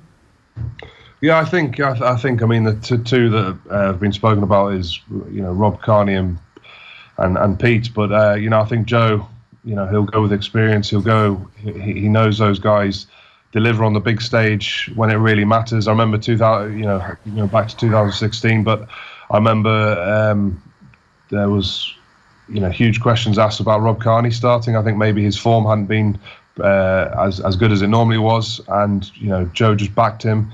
And as Rob does, he completely delivered, was probably man of the match in that game in Chicago. So I think Joe will know that in the back of his head. I think he'll start Rob, I think he'll start Pete. And, like I mentioned, without having Dev there for a quarter final, the importance of the line out, Tyke Byrne's incredibly good in the line-out, but I think just in terms of that leadership side of things, Pete, the one-man lift at the front in defence, that's hugely important because it allows you to put 2 fully lifted pods, middle and back, put maximum pressure on the New Zealand throw. I mean, the last thing you want to be doing is giving them easy ball. You don't. Ideally, you want to be forcing them to win the ball at the front. So the ball pass from the 9 to 10 is the ball's in the air longer, so you can get more line speed. I think for Pete's kind of leadership qualities around the pitch, but mainly around the line out, I think he will start, and I think Rob will start also. Finally, Mike, we heard from Justin Marshall there. He predicted a 12 to 15 point New Zealand victory. Depending on who you look at, the spread is somewhere between 12 and 15 with the bookmakers. Will we beat that spread? And if so, how close might we go to winning the game? Yeah, sorry, you're asking me for a prediction here, are you? I always get... As far as you're willing to go on it, yeah. Well, if it's raining, I think we'll win. I'll go 21-18. If it's dry, I fully believe we're going to win. I think we're going to win. If it's dry as well, I think we'll win. Let me think. Let me go 27-23. That's a quarter-final classic, that sounds like. Mike, brilliant stuff. Thanks a million. Guys, thank you very much. Mike McCarthy predicting an Irish victory whether it rains or not. That's the sort of positivity we need on this Wednesday morning after a pretty disappointing day all round yesterday. Okay, so we're 5 minutes past 9. Thanks a million for making us part of your morning here on this Wednesday OTB AM. We are going to be back with some big news from the Web Summit in a few moments' time, with a familiar face as well to Off the Ball viewers and listeners. But first up, let's bring you back to last night's brilliant roadshow at the Borgosh Energy Theatre. Here's Paul Howard, the creator, of course, of Ross O'Carroll Kelly. I started writing the column in the Sunday Tribune, and for the first 2 or 3 years, finally getting to your question, I didn't put my name on it. So it was just the diary of a school's rugby player by Ross O'Carroll Kelly. And no one knew it was me for about 3 years, but everybody was guessing who it might be. I told some people it was Ryle Nugent once for fun, and somebody attacked him in a pub once, and I happened to be with him at the time. And this guy said to Ryle, he got him up against the wall, I just slammed him up and said, some of us have to live in Tala. And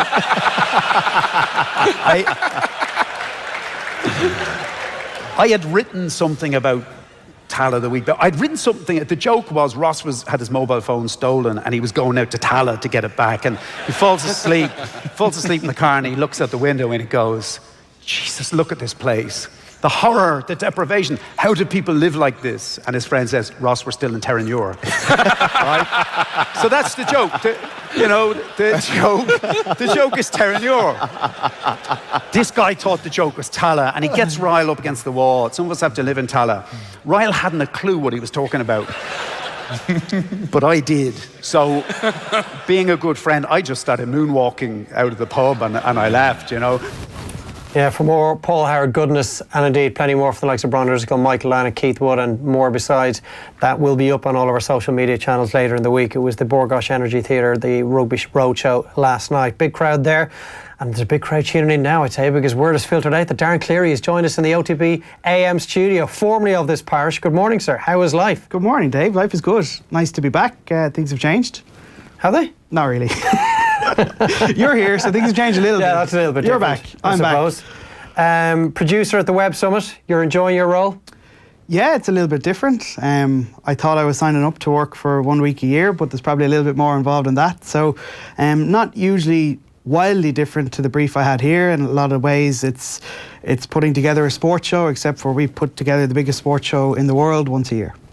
And you are dealing with some pretty hefty names. Yeah, we're going to complete the lineup by making the announcement of our final featured speaker. Well, tell us who you have first, because I've been looking at your social media channels, and I would be a huge fan of a certain Eric Cantona. He's going to be there. It's Cantona's first public appearance since his UEFA speech. So we're hoping that whatever Cantona says when he comes to Web Summit will capture the imagination the same way he did at that UEFA draw when he spoke about the the wars and the gods and immortality. So he's actually speaking alongside Common Goal, which is the pledge-based organisation co-founded by Juan Mata and a guy called Jürgen Griesbeck. And they're all about getting footballers to pledge 1% of their earnings, 1% of their wealth to help people who need help. How has that been going in terms of the numbers? The take-up hasn't exactly been what a lot of people thought it might be, given how insubstantial it seems. Although I do accept that in their own private ways, a lot of these footballers will be undertaking their own charitable causes anyway. Yeah, I think the way they have done it is they've brought people on board in a kind of staggered way where they use people like Eric Cantona to create the message and spread the message. And when Eric Cantona says something, people listen, particularly other sports people, because he's a tremendously respected person. He's a global icon. So they have brought in some really big names. Jurgen Klopp at the FIFA UEFA Best Awards announced he was the latest man to join the crew at Common Goal. So it is spreading. They've got a couple of big people as well to announce, and they'll be announcing one of them at Web Summit as well. Their latest, I guess, global brand ambassador. Ronaldinho's also on your list. It's not his first time appearing at the Web Summit. No, it's not his first rodeo. A couple of years ago, I remember seeing the video on YouTube. Ronaldinho came out and in Ronaldinho fashion had a bag of footballs, signed all the footballs and kicked them out into the centre stage arena, which is an arena is the best way to describe it. It's 15,000 people. It's you really need to see it to believe it. But Ronaldinho's coming back.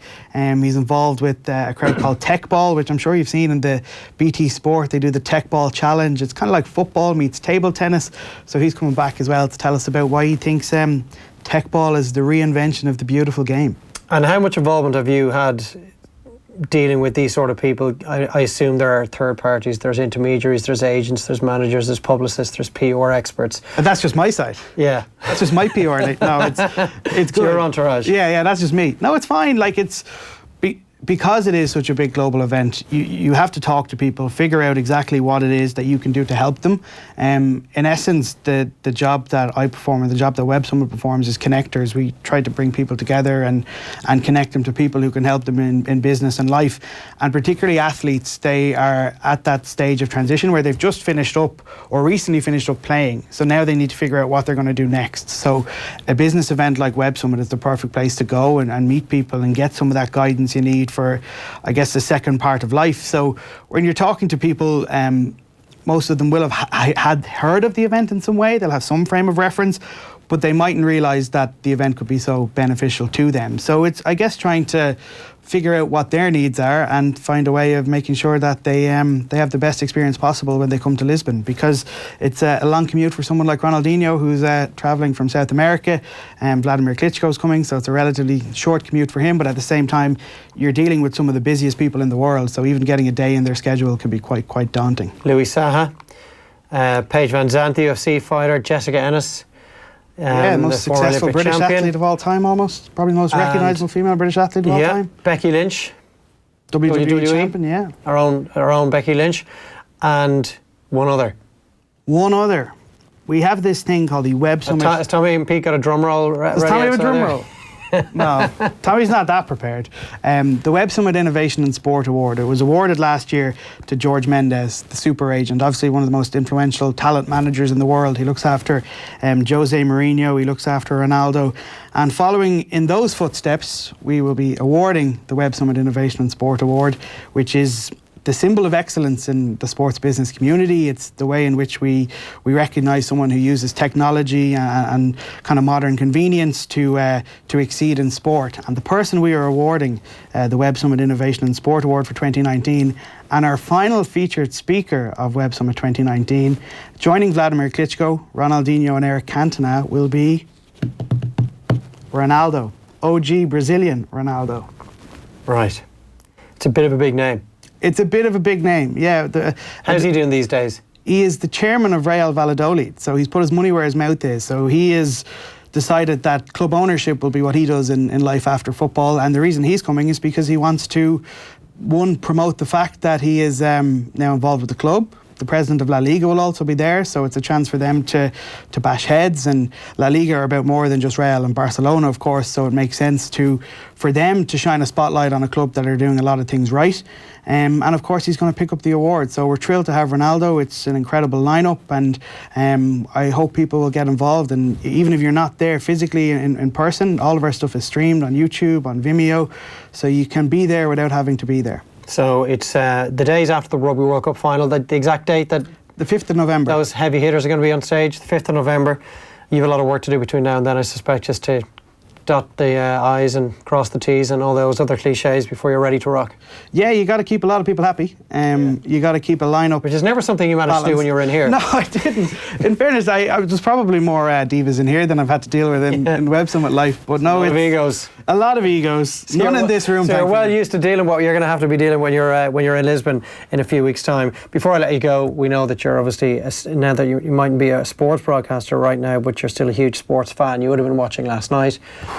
And I saw a few of your tweets. You were pretty grimmed out by what was on show in Geneva. I was pretty grimmed out. I'll be honest. It was... I don't know what I expected more, but you kind of always expect a bit more when it's in our court, and we could have produced a big performance. We just didn't. And the uncharacteristic failings of Seamus Coleman was hard to wrap my head around. We were talking outside. I think it's the worst game he's played for Ireland.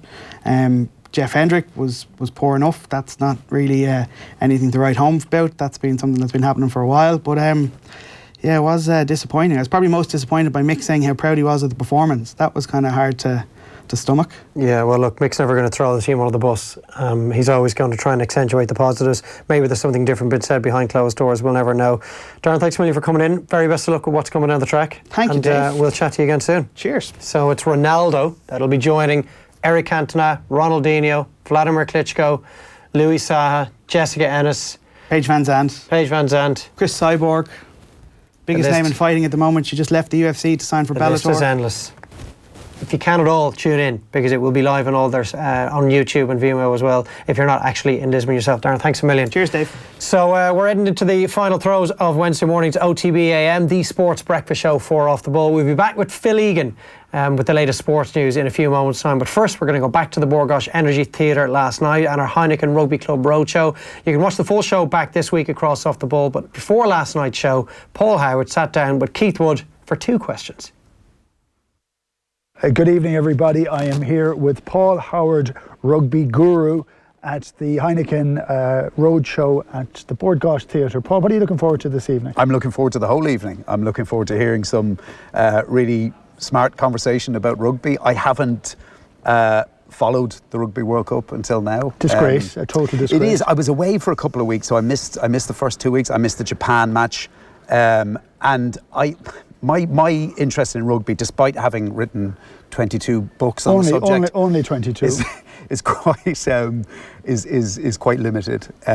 Rugby World Cup time for me. I kind of dip in and out of the group phase, but I just look on it as a kind of precursor to the excitement of the knockout phase. Well, we'll try and expose your lack of knowledge later on. It won't take very long. And what are you looking forward to at the weekend coming up? Well, I'm looking forward to the Ireland-New Zealand match. It's, I mean, I'm hoping for the best, like everybody, but I think if Ireland win, it's going to be probably the greatest Irish sporting result of all time. Certainly one of the biggest shocks.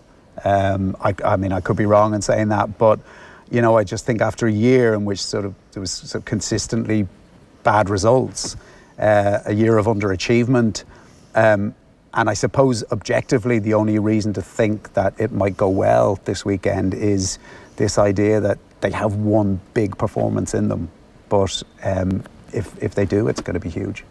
OTB AM on OTB Sports Radio, Ireland's first and only sports radio station. Fancy scoring free tickets to an incredible UEFA Champions League experience with Pepsi Max? Then show us your skills. Pepsi Max has 20 pairs up for grabs, and to be in with a chance to win, just pick up a Pepsi Max UEFA Champions League promotional pack in store. To enter, just post a video or pic of your best football trick with your promotional pack and share it on Pepsi Max Facebook or Instagram with hashtag #ForTheLoveOfIt. See pepsimax.ie for details. Pepsi Max, maximum taste, no sugar. OTB AM. Of course, it gets to 3 in the morning. I'm going home, and I thought it was a brilliant idea. This is my moment now. I'll text Joe, and you know. Sorry, what? I drunk texted Joe Smith at 3 in the morning after Scotland game. And oh no. Yeah, no, and like it wasn't even so much the message. It was just, you know, when you wake up the next day and you see the time, it's like 3:04 a.m. Like, you know. Did you look to the end of the message and see if there was an X at the bottom? Yeah. The 2 blue ticks will come up, like. But what did you say? I can read it out for you if you want. Yes. Okay. This is very Michael McIntyre. Show us your messages. Joe's a detail guy, so is everything spelt well? Yeah, well, I spent ages concocting this, right? All it said, I was just feeling very philosophical. It just said, "Tu sma Latin Hebra." Right, that was it. I thought, that means good start's half the battle, lads. Come on. Right. Okay, did you know that? You've never heard that saying? No. Okay, it means good start's half the battle. And for some reason I thought Joe Smith would understand my Irish. Ah, yeah. Thought that was a great idea, but obviously he's into his Irish culture, but I don't think he's quite gone that far. Play, I thought, you'll ask someone what that means, and then you go, that Danny is real fucking smart guy. No, but so fair play to him. He responded right the next day, and he obviously just threw it into like Google Translate or something, because he's like, thanks, Danny. Yeah, the first half was good, actually. Right there, Danny from the Coronas on stage with the lads of the Borgosh Energy Theatre last night. 2 small Latin Hebra. Shame on Nathan Murphy for never having heard that Irish phrase. Well, that's why Nathan will never get a gig on TG Carr. Yeah, any chance he had, it's evaporated now. Yeah, it's gone, like, you know. Very disappointed in him. But just goes to show you can't always rely on Google Translate to deliver exactly what's required. No, you often do it when you see a press release maybe to do with like a European football team and Slovakian or something. You'll try it, but it doesn't always translate exactly how it's meant to be said. So, here you are. Here I am. The morning after. The morning after, yeah. What have you got for us? Well, you know, I'm looking ahead already. 18th of November, Aviva Stadium, full house against Denmark. It'll be upon us before we know it. I presume it will be a full house. Ah, yeah. You'd imagine so, given what's at stake. Oh, it will be. Yeah. Can't end as badly as the playoff second leg a few years ago, the 5-1. Can't it? Nah. Why? Nah. There's no way. I don't think the wheels will come off that badly. You have to remember that game as well. We actually went 1-0 up.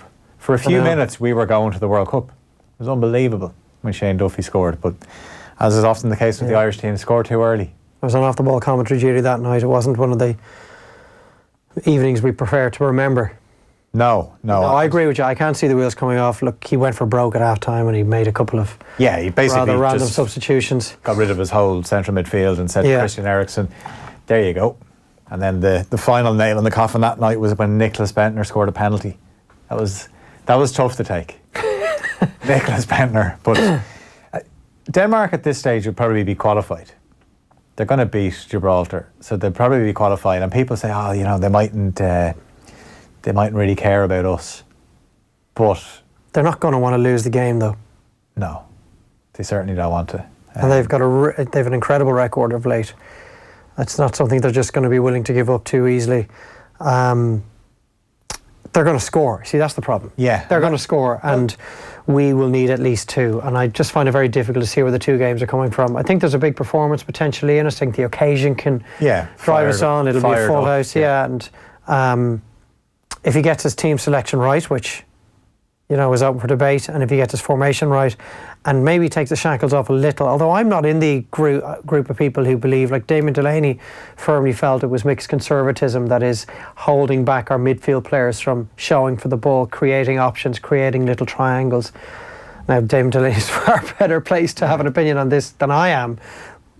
I just don't see how that would be the case. I think it's something else. Either the lads aren't capable of it, which I'm not sure I believe. No, I don't buy that, because you've been at enough Premier League games to know, and you've seen these players play. They can play football.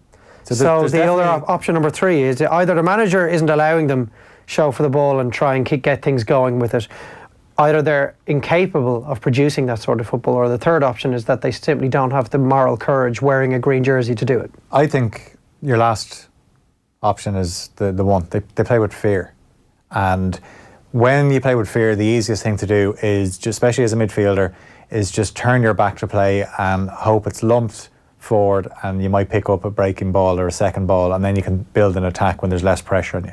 But it does take a certain type of player to go demand the ball and say, I'm going to start the attack here. Now, Damien's point was, why would a midfield player want to be that man to go and demand the ball, in the knowledge that if or when he does get possession of it, his options will be negligible when he's in possession of the ball? Why would you want to be that guy that's ultimately going to be blamed for giving it away, for maybe trying something that wasn't on, for turning into trouble, for looking up and seeing nothing? Yeah, Wes used to do it. Wes Hoolahan would give the ball away, but I never minded that because he'd try and make things happen. And what he used to do was, other players would look at him and think, well, Wes is getting on the ball, I should do the same. And he would free up other players to actually have a bit of belief and a bit of courage. Because, there was all this talk about Wes Hoolahan, if he's so good, why isn't he playing for a better club? It wasn't that he was the most amazing player we've ever had, but he would actually want the ball. And that's half the battle. We don't have players like that in the team at the moment. Now, my hope is that when Stephen Kenny comes in, he changes that if there's players in his team that won't go for the ball, he just said, well, if you're not going to show for the ball, you're not in my team. He'll bring someone younger and more inexperienced, but braver. Braver, might make mistakes. We saw it with Dundalk in the Europa League campaign. There was times you thought, okay, that was a bit naive, he gave the ball away, but at times it worked, and they were able to go toe-to-toe with teams that were a lot better than them, technically, physically, but they actually gave it a go and they had the courage. And I think Irish football fans at this stage were just fed up of watching the same awful football, no game plan, and not qualifying. No strategy, and not qualifying. It worked under Martin O'Neill for a certain while when we were qualifying, but the wheels actually came off that night against Denmark, because once he couldn't justify those types of performances anymore because the results had dried up. You were in Cardiff that night that James McLean scored. Brilliant result. We were awful that night. Yeah. Like, we basically dragged Wales into the gutter for a scrap. And one moment where Jeff Hendrick put some pressure on the Welsh defence, pounces on a mistake, puts a ball in, and James McLean finishes brilliantly. We all go off celebrating, going, this is amazing. But the bigger picture was, you can't keep doing this. What have you got for us? Well, just to put a bit more meat in the bones for what's ahead on the 18th of November, obviously we know Seamus Coleman won't be there because, I'm sure he will be there, but he won't be available. Sent off in last night's 2-0 defeat to Switzerland, so you'd imagine Matt Doherty will come into the team as well. David McGoldrick should be back as well for that game as well. He's obviously been out for the last couple of games through injury. Mick McCarthy has said that he would have taken this situation with one game to play at the start of the group, but when you put it into the facts there, Denmark haven't lost a game in the group. They've just beaten Switzerland, and they'll love coming over here to play us. They've beaten us. They don't particularly like us. Peter Schmeichel thinks we're so bad, and this would be another chance for Denmark to put us out of a tournament. Now we might end up getting a Nations League kind of. You should go back 2 years for the last time they were beaten in a qualifier, or I think I'd have to check my notes because I did the commentary in the Switzerland game at the weekend, but over 90 minutes in a competitive game. Yeah. I think you have to go back 2 years for the last time they were beaten. Yeah. But look, anything can happen. Anything can happen. Republic of Ireland under 21s also lost yesterday away to Iceland, a 1-0 defeat. They're still top of Group 1, but that was the first defeat for Stephen Kenny. And the goal scorer, Eidur Gudjonsson's son, Sven Aron Gudjonsson. It was a penalty which, unfortunately, we didn't get to see the game. It wasn't televised. I can only go on what we're told from people that were there, that Stephen Kenny's quote saying it looked like a hit Lee O'Connor in the back. He got booked. He gets a second booking later in the game towards the end, gets sent off, means he won't be there for the trip to Armenia next month. David De Gea is a doubt for Manchester United's Premier League game against Liverpool on Sunday after coming off injured for Spain last night. Limped off after an hour against Sweden. That game finished 1-1, so Spain actually secured their spot at the Euros. Just came from a kick out. He just pulled up after it, so we don't know the extent of the damage, but it certainly would be a blow. But I think United probably have the best backup keeper in the Premier League in Romero. Sergio Romero. Yeah, it's just another blow to them though, isn't it? And David De Gea looked like he was in top form last night prior to picking up that injury. Made 3 or 4 brilliant saves. Even the goal, like he saves a couple of shots beforehand, does everything he can, but Sweden ended up scoring from it. Berg scored from it. But yeah, and he's obviously signed the new contract, so that all that speculation is gone. Celtic's Europa League game against Lazio in Rome next month will be played in a partially closed stadium. The Italian club were charged with racist behaviour by their fans in a recent win over Rennes in the same competition. So Celtic have a huge allocation of tickets for this. They were given 9,000, and the fear was it would be played behind closed doors, and all those Celtic fans that would have booked tickets for this trip to Rome would be out of pocket. They wouldn't be able to go to the game, but that's not the case. It's just going to be partially closed, that game on the 7th of November. And Lazio, obviously racism in football is in the headlines this week, and there's been a lot of criticism of UEFA. They don't tackle it hard enough. €20,000 fine is what Lazio got. Yeah. So we don't know what's going to happen with the Bulgarian fans, but... Well, nothing will change until the punishments are meaty and the deterrents are there. And look, you might call me naive, but if those racists that were at the game in wearing Bulgarian colours on Tuesday night were unable to watch their team play a single qualifier for the World Cup in Qatar, the very next game that they are allowed to go and see, I would imagine that they will be at least second guessing their desire to racially abuse a black player. They didn't even come to watch the game. They came, sure, they left before half time. They'd done what they went there to do. Yeah, then they walked out. Yeah. I think if they have to go 2, 4, 6 years without seeing their team play, that might soften their cough. It won't change their mindsets. That's a completely different project and debate and far bigger, far-reaching issue. Yeah. But in terms of punishing them enough to change their decision-making, well, maybe that might go far enough. But look, until UEFA go down that road, we're just going to have these situations cropping up again and again. Yeah, just one last bit of news, some boxing news. Carl Frampton will make his return after almost a year out. And he was meant to fight earlier this year, but had that freak accident where an ornament fell in his hand and he had to pull out of the fight. But he's penciled in for the 30th of November in Las Vegas to take on Tyler McCreary. Now, obviously Frampton is a 2-weight former world champion, but this is going to be at a catch weight, a little bit below featherweight. But yeah, I'd say he just wants to get in the ring and get back to boxing, and then maybe 2020 he'll get the challenge for a world title again. Yeah, let's hope so. Thanks a million, Phil. And thanks to you for either watching or listening to us on our visual or audio streams throughout the morning. Stay tuned to the Off the Ball channels and OTB Sports Radio throughout the day. If you missed anything from OTB AM this morning, be it our newspaper review, our chat with Damien Delaney on events in Geneva last night, Owen's sit down with All Blacks scrum half legend Justin Marshall, or indeed Mike McCarthy previewing the Rugby World Cup quarter-finals, you can catch it all on our podcast back on offtheball.com/podcasts or the Go Loud app, or you can indeed watch it back on YouTube and subscribe as well, don't forget. Tonight in Off the Ball, it's Wednesday Night Rugby and the football show. We'll see you tomorrow morning on OTB AM at 7:30. Adrian Barry will be back in the hot seat. We'll be bringing you Joe Schmidt's announcement of his Irish 15 to face New Zealand live from Japan. We'll chat to you later. OTB AM.